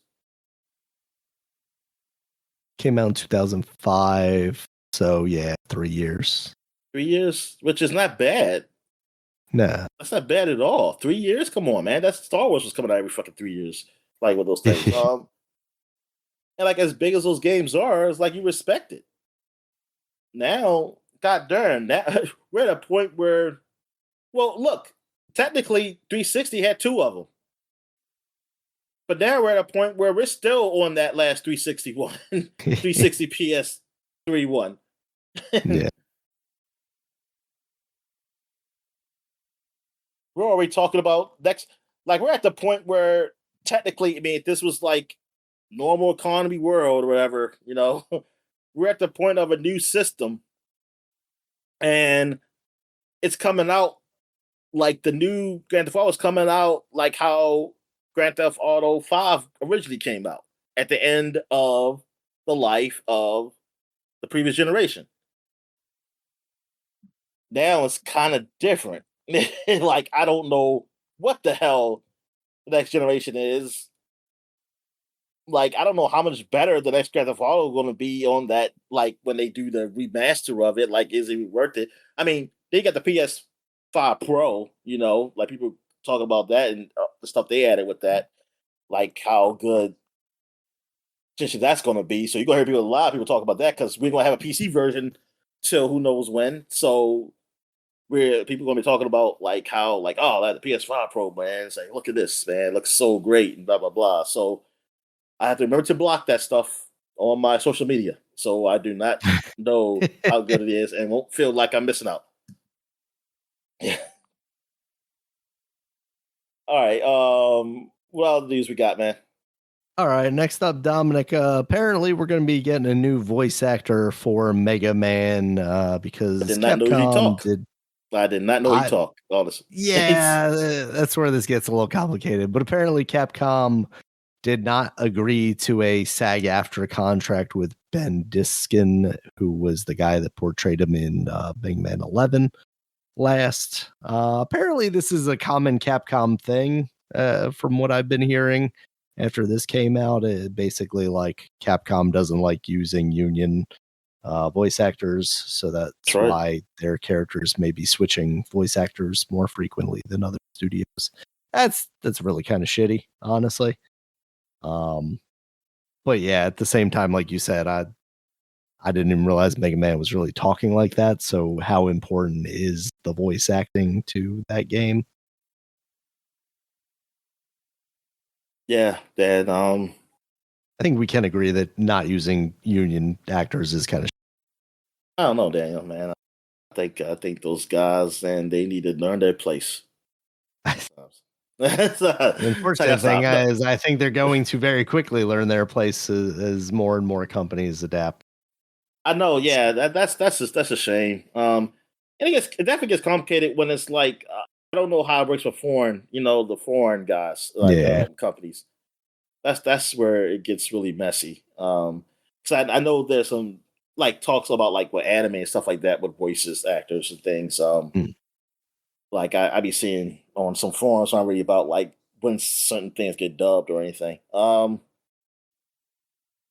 Yeah, that sucks. I mean, because I I mean, it's not a big wonder deal probably for if Mega Man, but like, I'm curious with like Resident Evil. Evil. Like, what? I guess they maybe because like the game's so big, they say fuck it, we'll pay you your union terms, or what?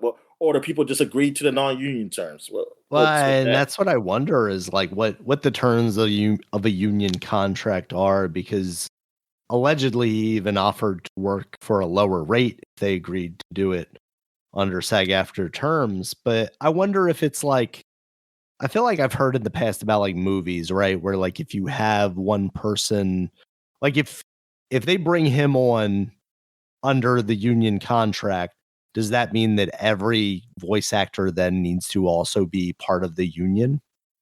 I feel like I've Oh, heard like stuff like if that if you if before. you yeah if you come a project, they all Yeah, have to once be you're a part of the union same. project, then you can only use Yeah. union workers, stuff like that. So I definitely wonder.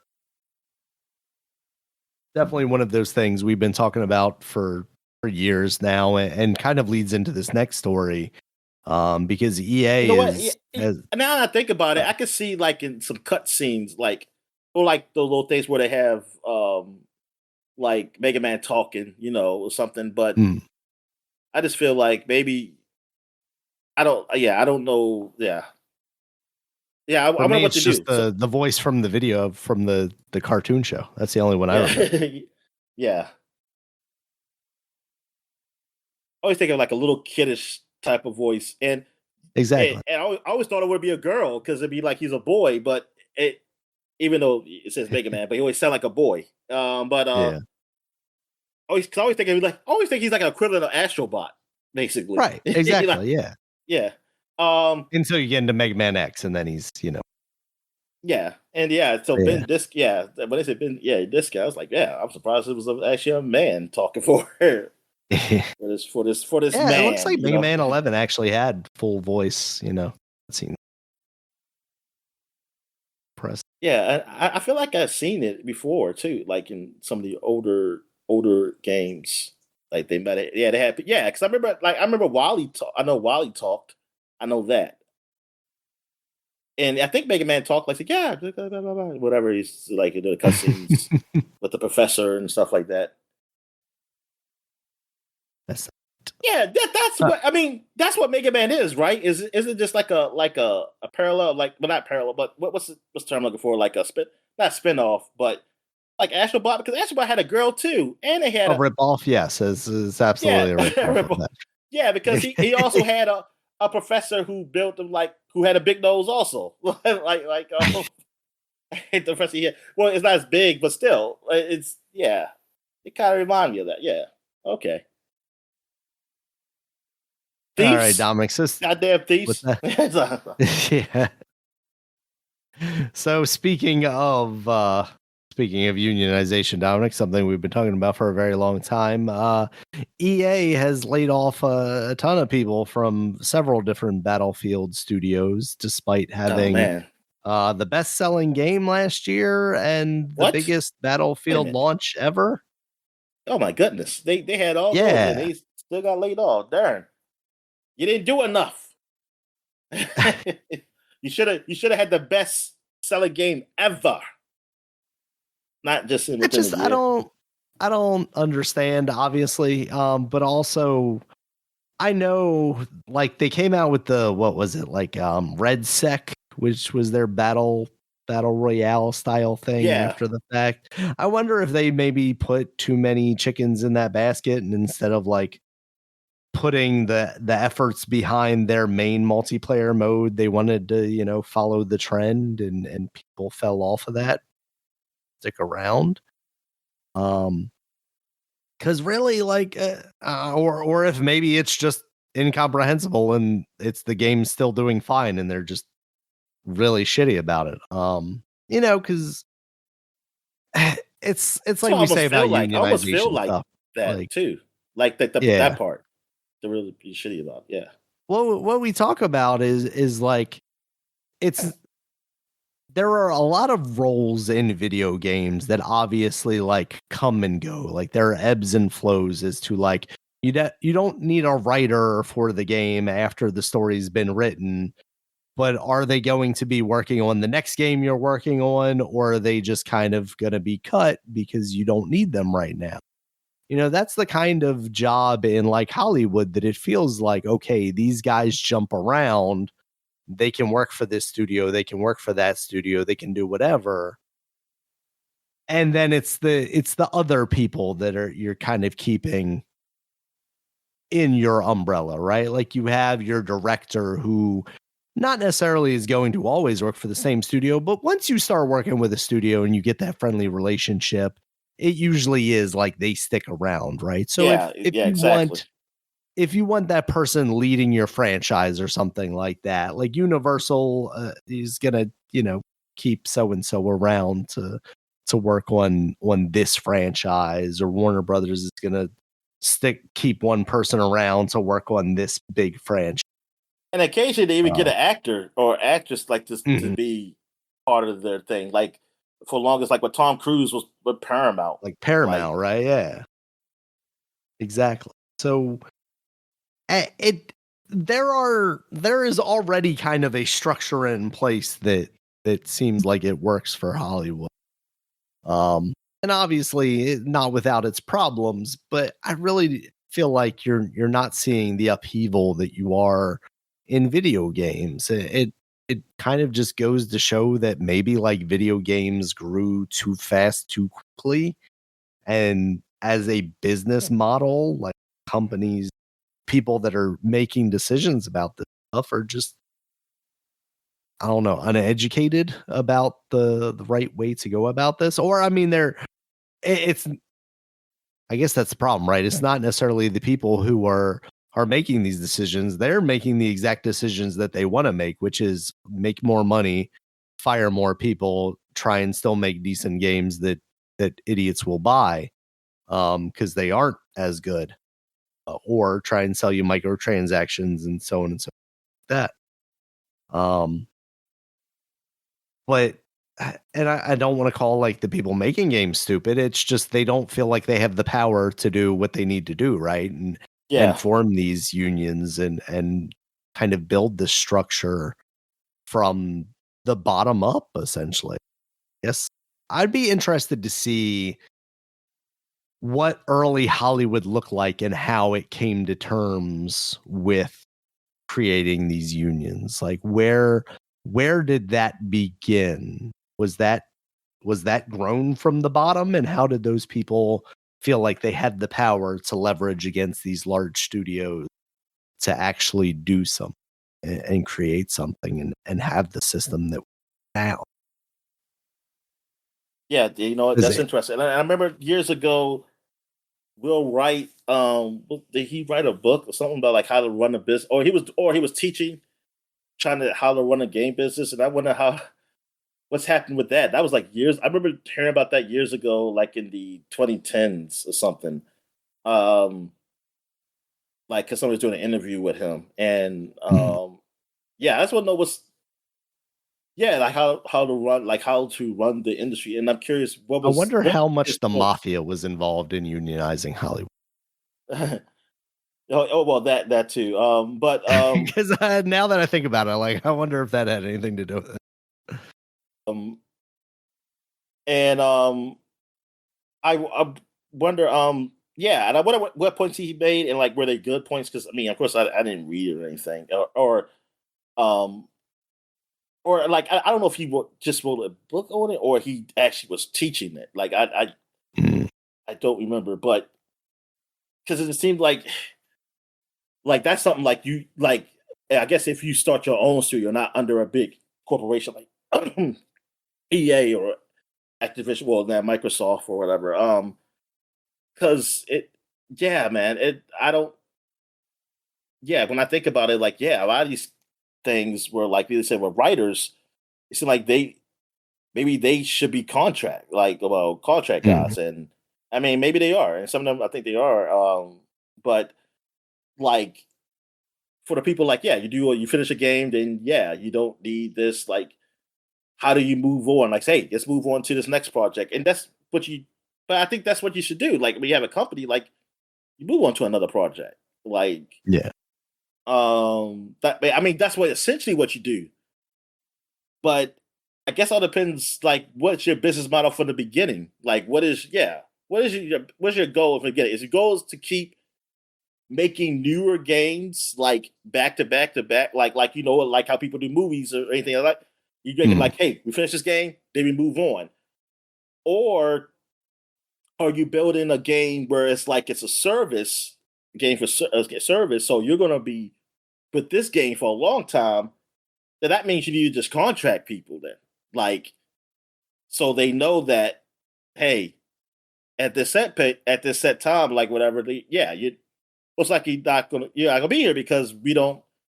Once the game is done, it like all we need is people to keep running it. We don't need Right. people, and they need Yeah. to be contract based. But see that, yeah, I think that's where it is because obviously you're not gonna have to keep everybody if it's just a Yeah. service game I or mean, is the like concern there then that people aren't going to put in like the same level of work if they know that they're going to be done, after 2 years or something, regardless well, with of that, whatever? see, that's the thing. I don't know, because I don't run a business, so I don't know what the mindset ever is with a contractor.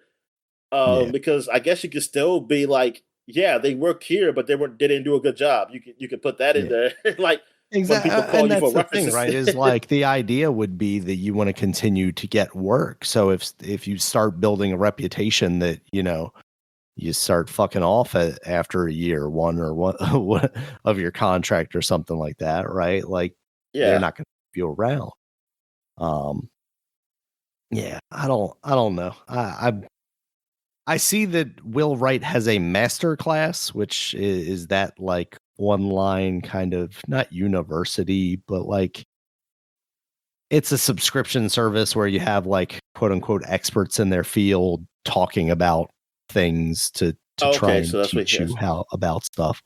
I also see this Will Wright teaches game design and theory guidebook, but maybe that's related to his master. Yeah, okay, it is. Chapters here.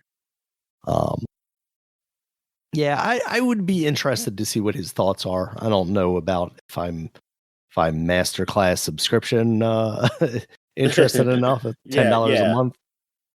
But That's yeah, also some of his points. Yeah, what is his point? Like, yeah. And I wonder that's probably not even what we're looking for, to be honest with you, Dominic. I yeah, think that's exactly. more about designing games versus the business of games. I think a lot of the problems you have, right, are that you expect people to be both. You know, it's kind of the Phil Spencer thing, right? Is like you have a new person come in and people complain because they aren't a video gamer. But they're a business person, right? But like you need a business person to make sure that you can continue making games. Yeah. But you also want a business person that is experienced enough Reggie was in not video known for games. games for No. Nintendo. But clearly he had ideas, right? Because he was Yes. apparently the guy that said like you need to put Wii Sports in with the Wii, like, and in a lot of ways that is a business decision. That's not a That's a business game decision. design decision. Exactly. Yeah. So you clearly need a little balance from both. And maybe that's the problem. Maybe these studios have no, I don't feel comfortable saying that. Dude, you know, you have studios that have too many artistic people and not enough business people. I think at the end of the day, the business people are the problem, but maybe the problem is the overall business people, right? Like, because you have these things that are so many steps up. This is EA making these decisions. It's not Respawn making the decisions. I think really what it comes back to is consolidation, right? Like, if Respawn was still its own thing and just having its games published by EA and wasn't under the EA umbrella, that allows the people at Respawn to make the decisions about hirings and firings. And obviously, EA could still have some level of control over that because it's like, oh, hey, we're not going to publish your next game. You got to go find money elsewhere or something like that. But it's not the same as, hey, guys, we're cutting 10% from every one of your studios. Give me a list of names. We're gonna write them off. Yeah, and also in companies that are public, man, that is kind of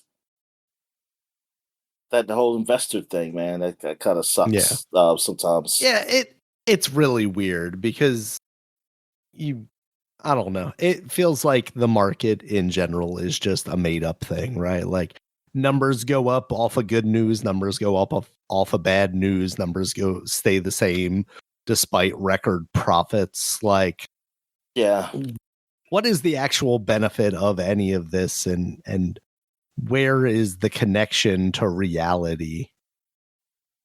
It doesn't make a whole lot of sense. it don't. And to say like, oh, the numbers keep having to go up because investors expect more money. It's like, I don't know. When I've looked at the stock market and I've like very vaguely dipped my toe in and then immediately went like, this is not for me. Like, you buy on fundamentals, which means like you think the company has a plan and it's doing something that you like. And if that company grows and becomes more successful, then yeah, you would expect a return in profits. But at a certain point, like, can a company grow? In some cases, no, and that's not necessarily a bad thing. But it does mean like, oh, your return on investment's not going to be as. But like at that point, why does it need to be? I don't know. Yeah. It's one of those things where like Listen, I understand investing in an upstart, but like, why do I need to give Disney my money for stock? Right? yeah, Like exactly. Disney is Yeah, big enough. It doesn't need my money. It doesn't need my capital. It's not getting anything from my capital. So it's just a number used to like display confidence in a company. That seems silly to me. I gave my $5 and the price went up a milla, Yeah. inch or whatever. But that's a good thing. There's an uptick. It just doesn't really make any sense. So I don't know. Maybe video games as a public commodity, a tradable stock is just not the way to go with them. I mean, Yeah. Oh yeah. we've been Maybe. talking about this since episode 2, like games as art versus games as a business. Where is the merriment between those two things? And what is the proper equation, right? Like, because movies are also art. Movies can be art. Movies can also just be entertainment. But at the end of the day, movies are also a business. And do we feel more like movies are looked at as art than video games are looked at as art? And why is that the case? Is that because they just put out more serious movies? And for the longest time, we were getting video games that were Bad Boys, and we weren't getting video games that were Schindler's List. Is it as simple as that? That the balance of Bad Boys versus I Schindler's just think the List time means this that movie's people been take it around less longer. seriously? That's all. And Yeah. in the medium movies is you can equate that to plays, which has been Mhm. a thing for a year for forever too. Yeah. And kind of like, and then all you say is like, hey, this movie is just the book, just in visuals and taking out all the lot of stuff in the middle. Which makes a lot of sense, because then as you look at that in the context of video games too, the more seriously taken video games as art are things that then also utilize actors, things like The Last of Us, which are in a lot of ways just the evolution of a movie, right? You're still Yes. getting that same performance Yeah, and level out Tetris. of it. And Tetris. And of course, that uh,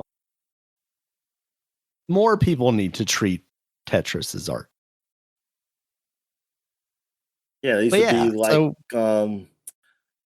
what's that name who did the Campbell soup paintings? Yeah, it used to be treated Andy like that. Warhol. Yeah, Yeah, Warhol, yeah. exactly. So yeah, EA is once again just messing up. I think we're back on the hate EA bandwagon. Obviously, they And now the I Saudis had got them, kind right? of forgotten that they had gotten bought out by Saudi Arabia. When people were talking about this, and they were talking about like, oh, could this be a means to like kind of clean up before this purchase? And I was like, oh yeah, they are trying to get purchased. And I was like, wait a second, no, they did get purchased. That was a very big story last year. Which only spells doom for them, right? Because like if this is what they're doing before the actual like finalization of that deal, once that deal goes through, there are always like redundancy layoffs. Even we saw that with Microsoft.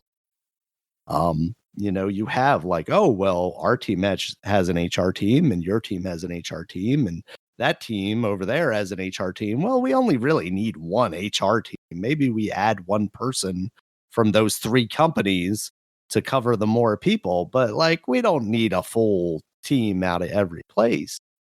And then we see more. So I don't like what we're doing with video games right now, Dominic. I'd like to believe like these are just growing pains, but as we move into this whole like AI as a new means of worker, I guess. I don't know. I don't trust these companies to make the right decisions for people, whether Right there that with you, be man. video games or otherwise. Right there with you. Speaking of the biggest company in video games, the most profitable, I feel like, in video games right now, Epic, has decided that it is not making enough money because it is raising the price of V-Bucks. And as a kind of make good for this, Dominic, they're gonna make Save the World mode in Fortnite free. Finally, I don't think Yeah, man. that's not actually directly related, but that's kind of what it feels No. like. Even though I thought that mode was just gone, I didn't think that existed anymore. I thought they had just stopped Well, development on I that thing. thought it was there already, and it was sort of free. But then I was thinking, and then I think it was at one point I thought it was there, it was free, and then I was like, maybe it was just one of those created worlds that was like someone created and they did it similar, which I'm sure they did because there's a lot of different modes in those created worlds. It's incredible. Um, but yeah, when I was like, "Darn, man!" It took them almost 10 years. Like 2018 was like when I remember that, and then I remember them saying, "Hey, it's going to be free to play one day," and then I thought it got scrapped, and Mm. then they mentioned something about it being there again, and I guess you had to pay for it. And I was like, God darn, you have to pay for this mode? And there's a lot of people. I mean, there's some people in the comments who forgot even about this mode or stuff. And some people, like one person, even thought like, was this the mode? Like it sucked, and that's why they did Battle Royale. I was like, it never did suck. It never. They did. It was still in like beta testing, and then they just added Battle Royale. Like they were just playing Yeah, around. Battle Royale just got right. big. It was like a happy PUBG accident. came along, and then they A said, very, "Yeah, let's a do that." very happy accident. I mean, Yeah, I wonder if let's just say this became just like a normal thing, like a normal game. Um, Fortnite, like nowhere near what it is now. Like it's there, it's around, but it's like one of those online games that's just there. Um, would they have a storefront, or was that always coming? that's a good question. I think the idea was always that they may eventually do that because I mean, his name Tim Sweeney was always kind of angling against Valve as kind of like this monopoly that he saw, kind of taking their cut of the games when he wanted to also take a cut of the games. Yeah. But yeah, this I might try this out because I actually never tried it. I never Yeah. tried. This is the Well, game I yeah, it always costs wanted to money. play. Screw that. Huh? What'd you say? I said, yeah, because it costs money. Like the whole Yeah, thing, yeah, like yeah. so many years we talked about, like you were just like, oh, I'm gonna get it as soon as it goes free to play. And they were promising at one point that it was going to go free to play like in the next year or so. But shucks, man. Now I can't. I was actually trying to convince my boys to try it out too, like when it was a thing, because I was like, "Hey, this is epic. This is Guys Take Gears. Let's try this like PVE mode, PVE game, which we all like because we like horde mode. So it's like this. We got to build and protect against the zombies. And yeah, now I kind of don't know. Don't really not really big like this anymore. Um, but yeah, but the whole V Bucks thing, like they raising the price, yeah, and then like them explaining, like they have a whole thing explaining why they're raising the price too. Oh yeah, let me see if I Um, can find that real quick. I meant to yeah, have that on deck because the statement is so bad. and it's like, hey man, this stuff costs almost like they're saying this stuff costs a lot of money, man, and like the economy's like the way it's pretty bad. Like they gotta help feed the mouths, their workers' mouths and stuff like that. And I'm like, it's like, darn, how much? I just want to know, like, man, are y'all losing money? That's what I'm asking. Like, are y'all losing money right now? Because I have a Yes, feeling you're not losing money. Honestly, this and is that's the their problem. statement. The cost of running Go ahead. Fortnite has gone up a lot, and we're raising prices to help pay the bills. Like, it's like I said to you, like, oh, hello, fellow poors. We also cannot afford the groceries. Like, that's what it feels like to me. And it's Yeah, just like, what are we go ahead. doing here? Like, I think one of the podcasts I was listening to mentioned World of Warcraft.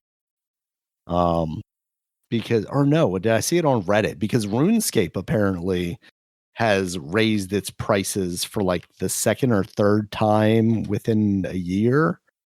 And World of Warcraft has apparently never raised their prices. Like their subscription price. That was shocking to me. For $15, right? Yeah, it's $15. And apparently it started as $15 and it's still $15 to this day.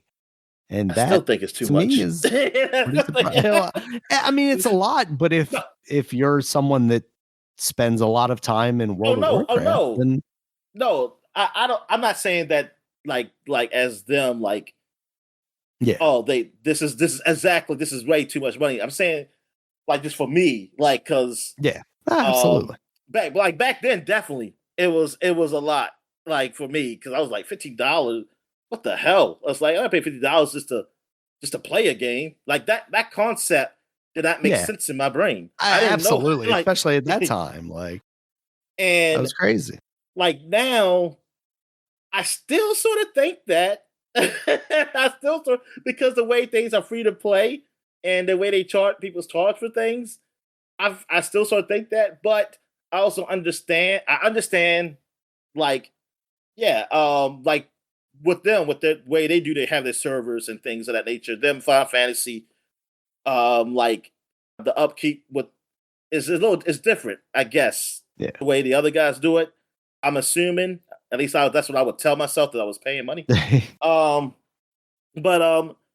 and yeah, it might do need charge. Like if somebody explained to me, and I probably understand. Like, hey, yeah, they gotta charge for the upkeep of that because I guess essentially the way you look at it is that's a platform. It's not just a game. Like, see, while I'm looking at it as just a game because that's what I'm used to. You buy a platform and then you buy games.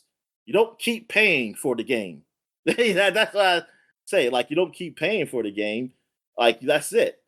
But this is essentially like, yeah, this is sometimes you invest in. And then I guess you can just stop. Like, you say, like, okay, I won't pay this month because I'm going to take a break. I'm going to take a break for a few months or whatever, and I'll come back. Like I did, or you did everything. Like you did everything you wanted. Like you said, hey, like I leveled up and I'll wait to the next big DLC come. The big upgrade or whatever comes. So expansion. That's what I look for. Expansion comes. So then I'll pay again. So I can see that, and that's pretty incredible. That they have not raised the price since then. So they stayed like, and so I guess compared to then, yeah, you're probably just thinking like, man, yeah, this is cheap as shit because they have not raised the price on this game, so I can just keep playing it. Or maybe it's like they make so much money and like actually they were overcharging, and they're just going to keep overcharging. They're going to keep overcharging. I don't know.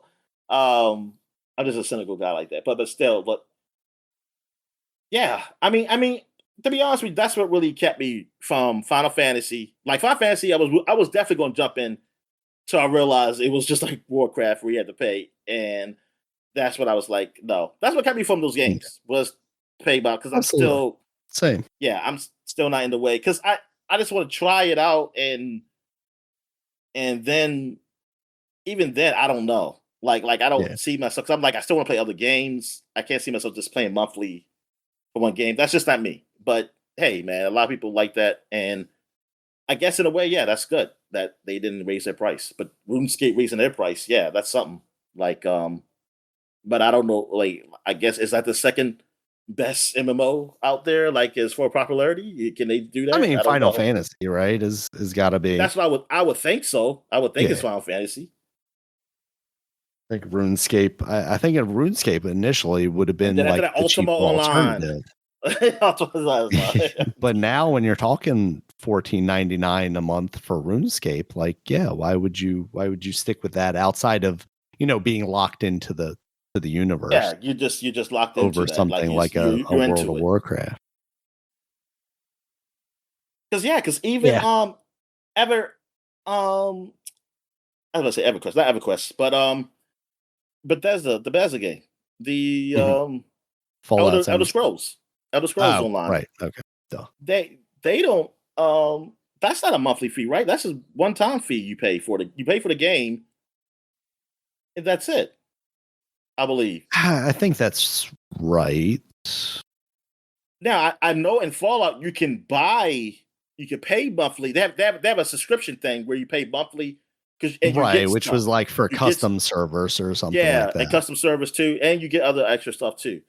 See, the custom service is where I do want because I want to be by myself, and I Yeah, want and it to sounds just like Elder do what I want. Scrolls also has a similar $15 a month ESO Plus, which allows you to unlock perks and access to DLC and things of that nature. Okay, see, yeah, they had something special, but you don't have to do that. Yeah, Right. and I know with Warcraft you could do like there was at one point you could do the first 20 levels for free, and Yeah. then you would have to pay. Which is smart. I Again, you get people kind of Yeah, hooked into the system and then make them comfortable with paying. For me, and I think I've said this a million times on this podcast and to you, but for me, I played World of Warcraft one night. It was during, whatever free trial or beta or something like that. And then the next night I tried to jump on and it was like, you're sitting in a queue. And I was like, why would I pay $15 a month to potentially not be able to play the game when I want to play the game? And that just that's immediately weird. turned me off to it. And I never thought about playing that game ever again. And that It was was it. just one And of that those was things. I and completely wait a wrote minute. it off. And that's when you had to pay for it. And that was, well, no, I'm saying initially, I Yeah, was playing like yeah. a free trial of it. Okay, I wonder. But I wonder. in my Is it head, because of the on your head? Yeah, yeah, the idea that, if I did want to start playing this game, I would have to pay yeah. $15. And And there's I a wonder chance if that that's the I might case. not be able to Yeah. play. Now I want to know, like, if you did pay 15, was that just for the trial people? Or that was if you paid for it, you would Oh, never if there have to was wait in the like a queue. dedicated, you're getting Yeah, queued up because you're not paying for this. But if you were, you would get on the upper tier list and you don't have to. yeah. I Yeah. was curious because yeah, I wonder, but because maybe they saved me millions of dollars over the yeah, years. yeah, exactly. But yeah, There's a because different no way, reality where I because just got right $15, in and Daniel. then I've been If I'm waiting playing for a World of queue, Warcraft Daniel, ever yeah, since. I'm not paying no more. I say, well, this is Yeah. it. I'm like, get the fuck out of here. If that's ever the case, yeah, Yeah. man, I can't imagine. All right, any other news, man? Nah, that's pretty much it Oh, for this but week. here's something I forgot to mention. Did Sure. you watch the trailer for the Grogu movie? I still It, haven't actually gotten around to seeing that. I was in the kitchen making dinner when it came on during the Super Bowl or whatever, and I oh just no, never no, not went the short back one. to. Oh, okay. It's a new one that just came out. It's longer. Uh, yeah, because I wanted to see what you think of it. Okay. No, I had. It's the. Oh, I check guess it out. you I'll don't. just pause the podcast. I was gonna say you don't necessarily want to color my opinion of it. So, Yeah, I want you. Yeah, I want you to. Yeah, I want to. Yeah, watch it real quick. Because actually I have to watch it real quick too. Because honestly, I didn't watch it okay. either. I just saw the commercial on when the basketball games in the background. Like I was looking at, and I was like, oh shit, I forgot that trailer came out because I watched it on through X, but it had no sound. Mm. Like I was just looking at it. What's it called again? Mandalorian Grogu.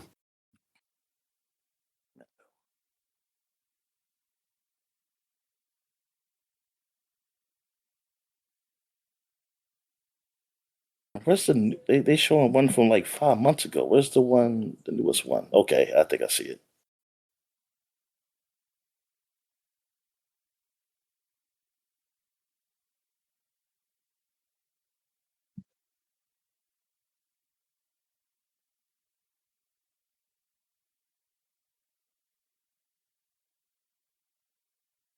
Oh, I'm watching it now. Don't talk to me.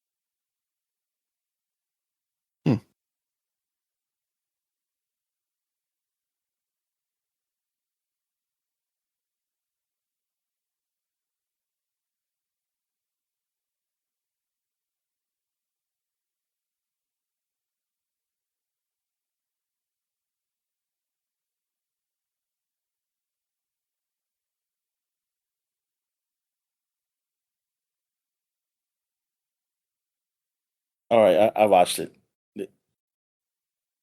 I think What fine. what you think of it? I wasn't like blown away, but I think it looks like it could be good. What about the that freaking hut with muscles, man? Oh, the Swole Hut. It's, Oh god, you I look have sexy, conflicting Daniel. feelings, You Dominic. look sexy. Yeah, confused. Wow. Like, oh man.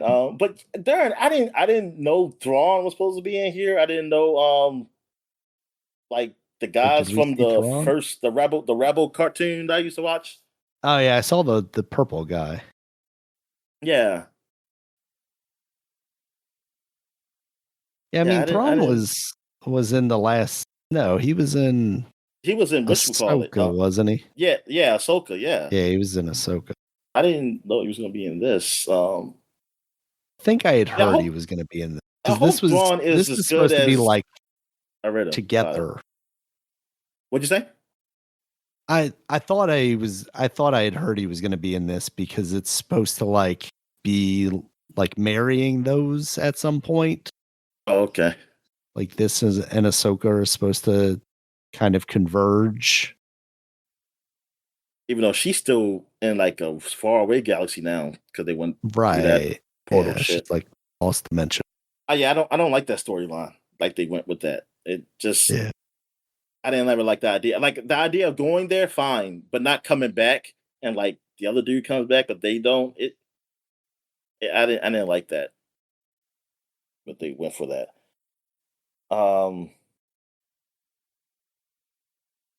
yeah, I mean, I hope it's good. And so is this the May movie? Is this the movie for May? Yeah, May 20th. Yeah, okay. Oh geez, Because yeah. I guess that is coming up. yeah, so I was trying to think because I was some reason I was thinking like I didn't know when honestly the Doomsday came out, but I thought it was going Hmm. to be like the first movie. So when this came, I said, "Oh shit, when this supposed to come out?" So now you tell me like it's Spider Man supposed to be like I guess June or whatever. All right. So is this really what kicks off the summer for Disney? Is there anything before that? I When's mean, that Pixar movie I coming wouldn't out? consider it Hop because Hopper Or is comes that out now already is out? now. Yeah, Yeah. Hopper's not what I thought it was. I thought it was about bunny rabbits. All right. I thought it was for Easter, Daniel. Honestly. God, Toy Story 5 comes out this year. Yeah, I still haven't watched the trailer. You know, I kind of refuse to because I'm like, this movie shouldn't exist. I'm gonna watch the Like I just I like the last movie was good, but it shouldn't exist either. But it's like Woody's also here too. It's like, what's up with these goodbyes? So you want to do goodbye now too? It's gonna be another goodbye, a sad goodbye at the end of this movie. No, in I hope it's fact, it that you all says hi. die. I hope it's that you all Actually, died. this is I'm very What? interested based on this poster because it's a tablet. It says hi, Yeah, let's play. So like if the idea is like physical toys contending with the well, idea of yeah, children I only get wanting that, to but they play, should have did that. They could have did that. the last one. Yeah, the last one. Actually, that should have been the last one. But y'all want to act like y'all were ending, and y'all probably thought Yeah. y'all were. You probably thought, and Disney said, "No, we don't end shit here. We Exactly. put it. We don't end You're owned shit by us now. until yeah, we'll do this shit over and over until we just can't do it. Like it's no possibility to do it anymore. As in, human society is gone. There will always be a Toy Story, even when you die, or even all the voice actors die. It will always be a Toy Story.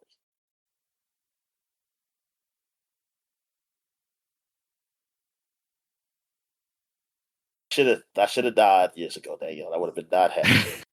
It's, Look on the bright side, Dominic. We're too old to be drafted. yeah, At yeah. least we won't be dying somewhere in the desert. All right.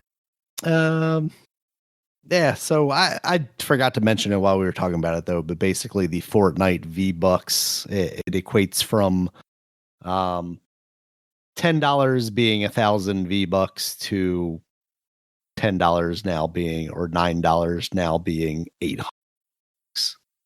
Okay. So taking away 200 V-Bucks per transaction. It really just feels like, the greedy being even more greedy. Like they saw everybody raising their prices and they decided they could get away with it too without too much backlash. Yeah, pretty much.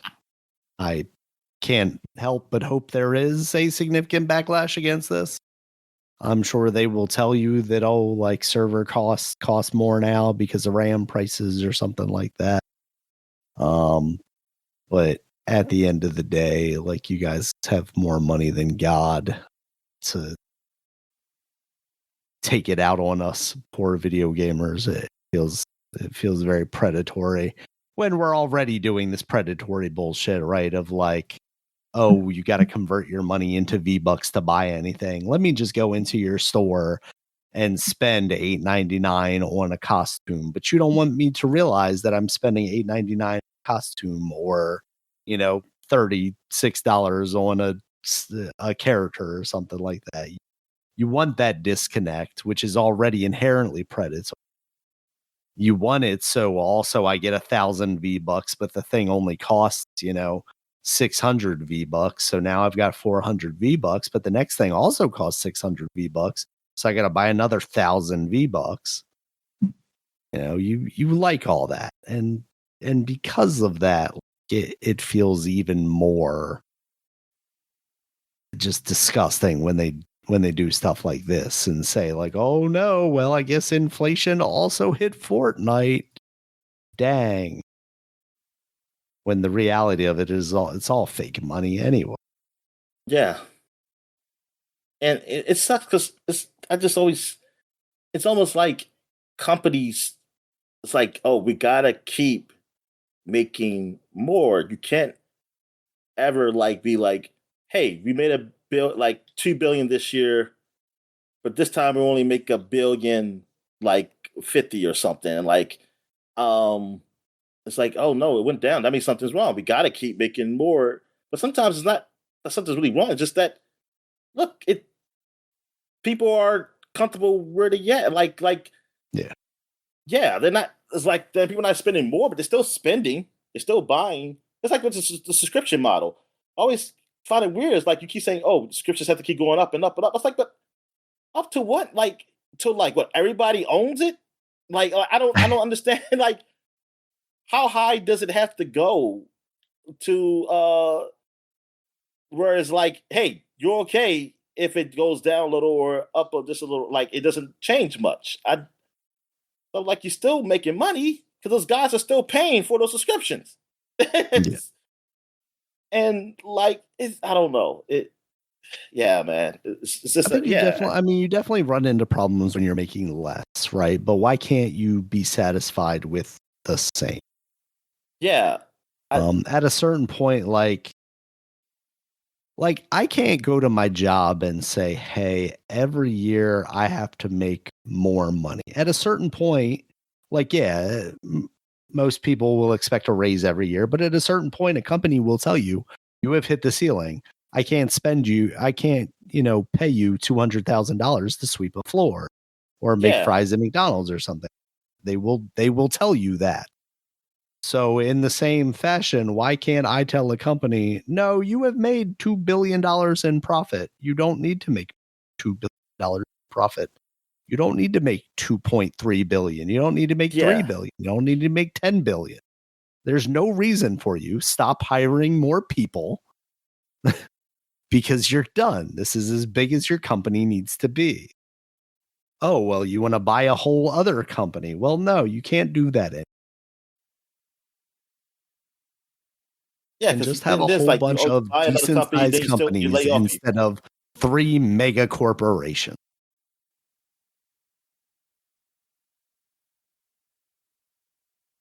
It's all our fault, Dominic. We wanted this Microsoft thing to happen. Yeah. Well, whatever. It was going to happen regardless. It was gonna. Yeah. No. But the people who did they, it was. I mean, if there was some people, I'm not gonna say there's nobody who said that, but if some people said what happened, like this is what happened, like what happens now. It was very Mm. few. People were just hating it for other reasons. Like it wasn't even like for the reason they weren't for really for the right reason. Like we were liking it for like more.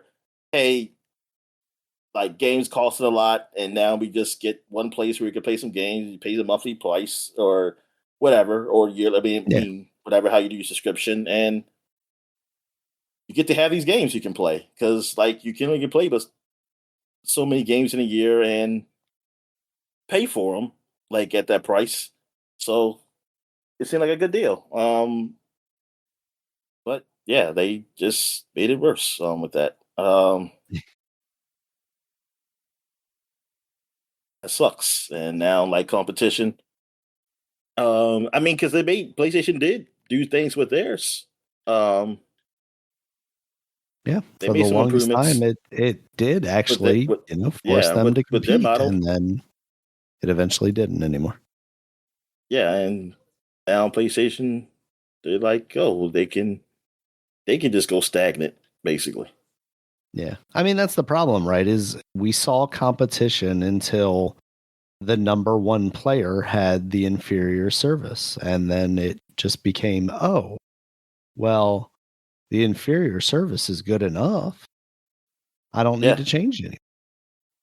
People are still buying our console 2 times more than the other console, and we have the inferior thing. So we, in a lot of ways, the market chose poorly. And I get it because there are a multitude of factors, right? It's not just, oh, well, Game Pass. Well, the reality is like Game Pass was a better deal when it has games, but Microsoft was also not putting out games. exactly. Yeah, Sony at the time was putting out more games, higher quality games. So that is why they probably got more people buying their system. So it really was kind of a crapshoot either. Microsoft was on the losing side of that. And as such, one of the more consumer friendly things that they had designed is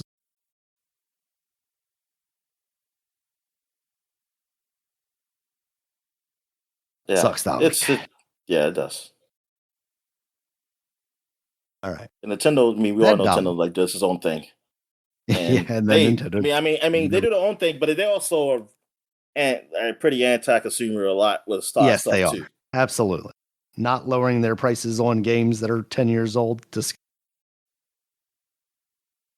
It's I yeah, mean, and yeah, exactly, and like because they kind of the market is like I don't even know like they're not really in competition with the other guys, and they make a lot of money, and he would just go for it. And it's like, dude, it's like, come on, man, it's like that sucks. See, that also sucks that there's nothing that really competes with that. Yeah, Mhm. honestly, um, I mean, it would take a lot. It would cost a lot. Like, I mean, I think at a time like there's a time where like businesses like who really wanted to get strong, like because I always read the stories of how like, some businesses, yeah, they take a lot of losses, but then they do something big and they come back. I think it's at that time of businesses they can afford they feel like they can afford it, or maybe they can't. Like I don't know if that's just stuff that they can't take the chances and kind of like ride through something and to get back to the top or something like that. They can't do that because I wonder if like Sony would just invest hard and they stay with that PSP or the Vita or whatever, and like just keep riding it, and then like something come out of it, at least something just to push it. Nintendo, just something, and I don't know, or some other company like just to get to the handheld to really get Nintendo like to force them to change. They have to do something.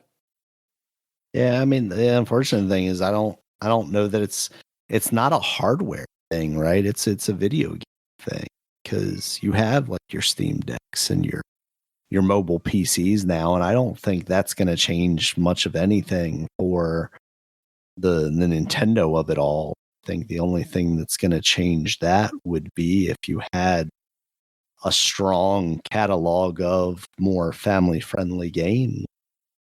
Sony was able to do more with Ratchet and Clank, more with Jak and Dax. Although Jak and Dax, I don't know. Or They they had sit a little higher. I feel like it yeah feels a little bit yeah older of a series. maybe it was Sackboy or something. I don't know. Actually, Yeah, well, Astrobot. Astrobot. I mean, that just kind of happened though. Like I'm talking like for Yeah, back then. Um, right. they had like a new created character. They created a new game. That just was it worked. I don't know. All right, Dominic. So that's all I got for the news. You ready to go to new releases here? Yeah, I'm ready. All right. First up, we got John Carpenter's Toxic Commando out on PC, PS5, Xbox Series X and S. What the hell? What is this? Let me ask you, Dominic, because I was I thinking felt this like we was heard another about one of this game. those. Yeah, it's been one we've been. It's kind of been on the periphery for a long time now. But I don't know that I realized what it was. I was thinking it was more of an asynchronous, like the Friday the 13th type thing. This seems Yeah. to be like a co-op horde type thing. So I'd be interested to Oh, see what your thoughts are on it. I would maybe yeah. take a look at it because it's getting Yeah. decent reviews. Like I'm seeing 80s. I didn't really see much in the way of big publications though. John Carpenter.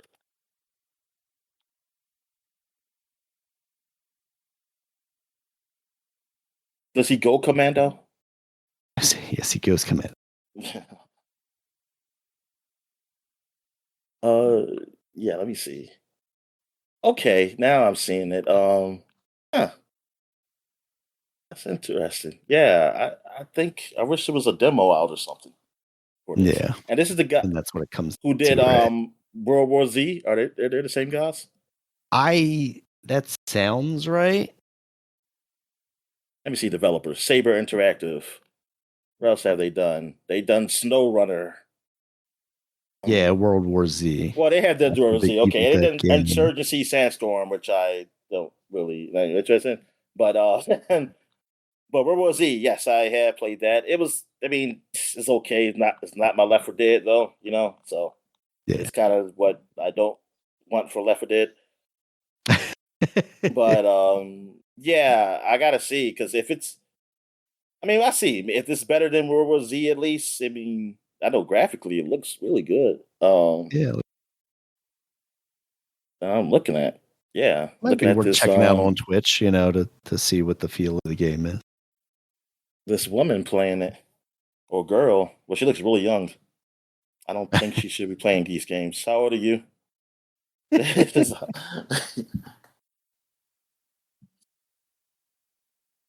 Yeah, this looks. I don't know. Yeah, damn. I wish it was a demo. Yeah, I Yeah. can't just.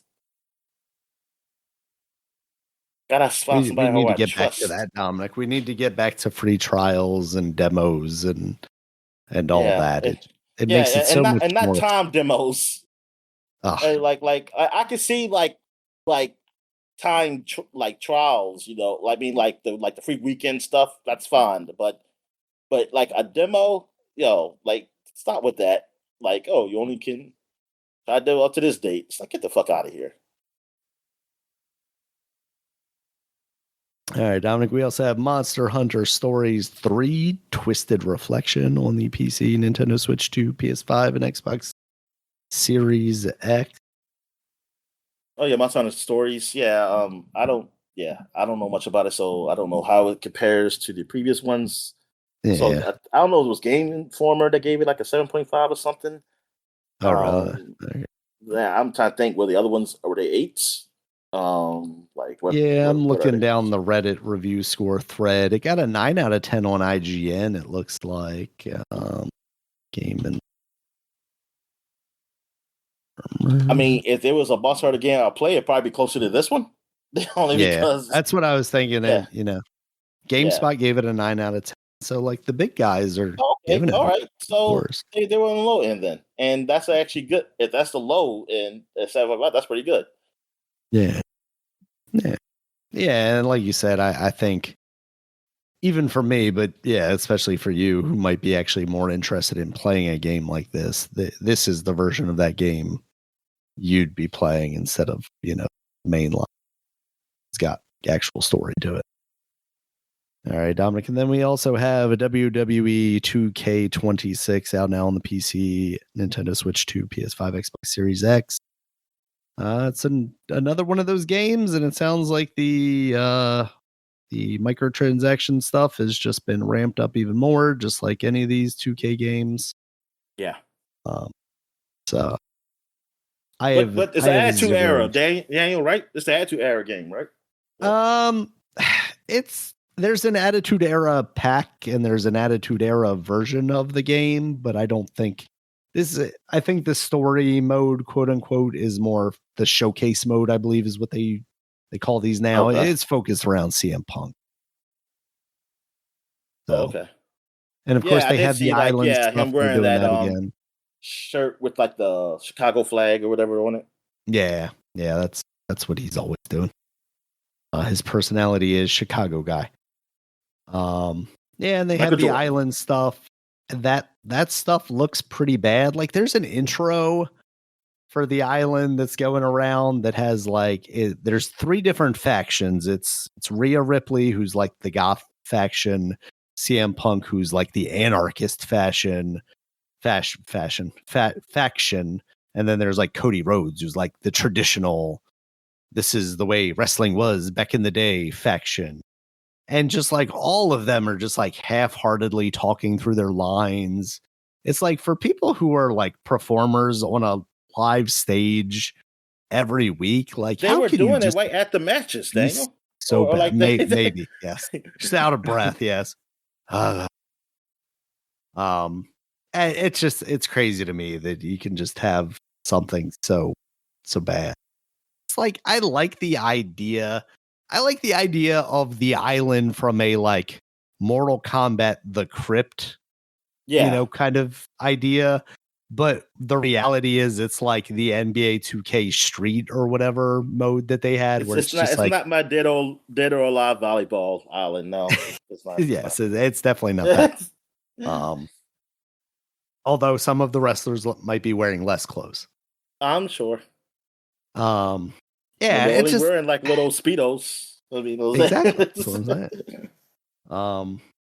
Yeah, I don't know. It's funny because I was looking through the flashback segment and it included WWE 2K16, which might have been the last one that I put like any serious time into because that was the Stone Cold showcase.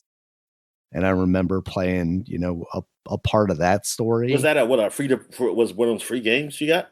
No, I think I actually bought 2K16. Oh.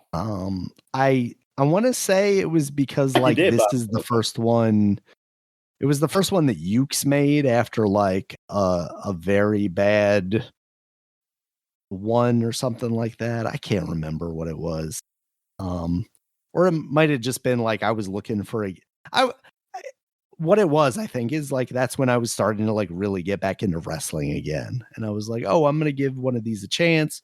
People were talking pretty good about this Stone Cold showcase thing. And then like it was okay. I didn't love the way it felt and I didn't hate it, but it just didn't keep me playing. And then I was like, yeah, I don't really have any interest going back to these. And then I gave that AEW game a chance because it was supposed to be more like the old games that I had nostalgia for. And it just kind of missed the mark a little bit too. And maybe part of it is like, I have nostalgia for those old games, but for a new game to play exactly that same way, or at least similarly, we're in a different age. You can't just play on that nostalgia unless you are that nostalgia. And I think it kind of got struck by that, right? Like it's very easy for me to go back and play No Mercy and have a lot of fun and be able to overlook all of these shortcomings because it is a game from 2003, 2002 or something like that versus a game that came out in 2025 and plays exactly the same and has those exact same shortcomings, you know? Yeah. So yeah, I'm just kind of out on it on the wrestling stuff right now. I have zero interest in really giving these games a shot. And when the product is not that great right now either, as far as like WWE goes, and not all that compelling, it's kind of like I don't have any real interest in the game because it's not going to be that compelling either. Because if they can't write for the television show that makes them multi-millions of dollars, why do I think they would, you know, be good at writing the game? Even though the reality is, like, I would hope at least I'm sure that WWE has some level of input on these, but it's not like their writer's room that's writing these stories, right? I would hope not, at least. So I don't. Yeah. Right. So that's our new. I think it's a bathroom. So yes, sir. Wrap it up. Yep. All right. Thank you guys as always for listening. You can check us out on Twitter. Dom is at DStalworth5. I'm at Regulus MB. The podcast is at SupaPod, SupaPod. We also have Bluesky at SupaPod.com, at RegulusMB.sky.social, and at DinoMan at DominicStalworth.bluesky.social. We have a webpage, SupaPod.com. It has all of our previous podcasts as well. Links to all the places you can find us. And our Game of the Year podcast is up. Where there's a... What's that? Our Game of the Year podcast is up. Hell yeah. So you can check that out in addition to this one. So once you're done listening to this, if you haven't already listened to the Game of the Year podcast, check that out. Video version of the podcast on YouTube. And of course, audio versions on iTunes, YouTube Music, Spotify, Amazon Music, Audible, any of the places you can find an audio version of the podcast. It's probably been scraped and put there, so check it out. And until next time, guys, we'll talk to you later. All right, see you.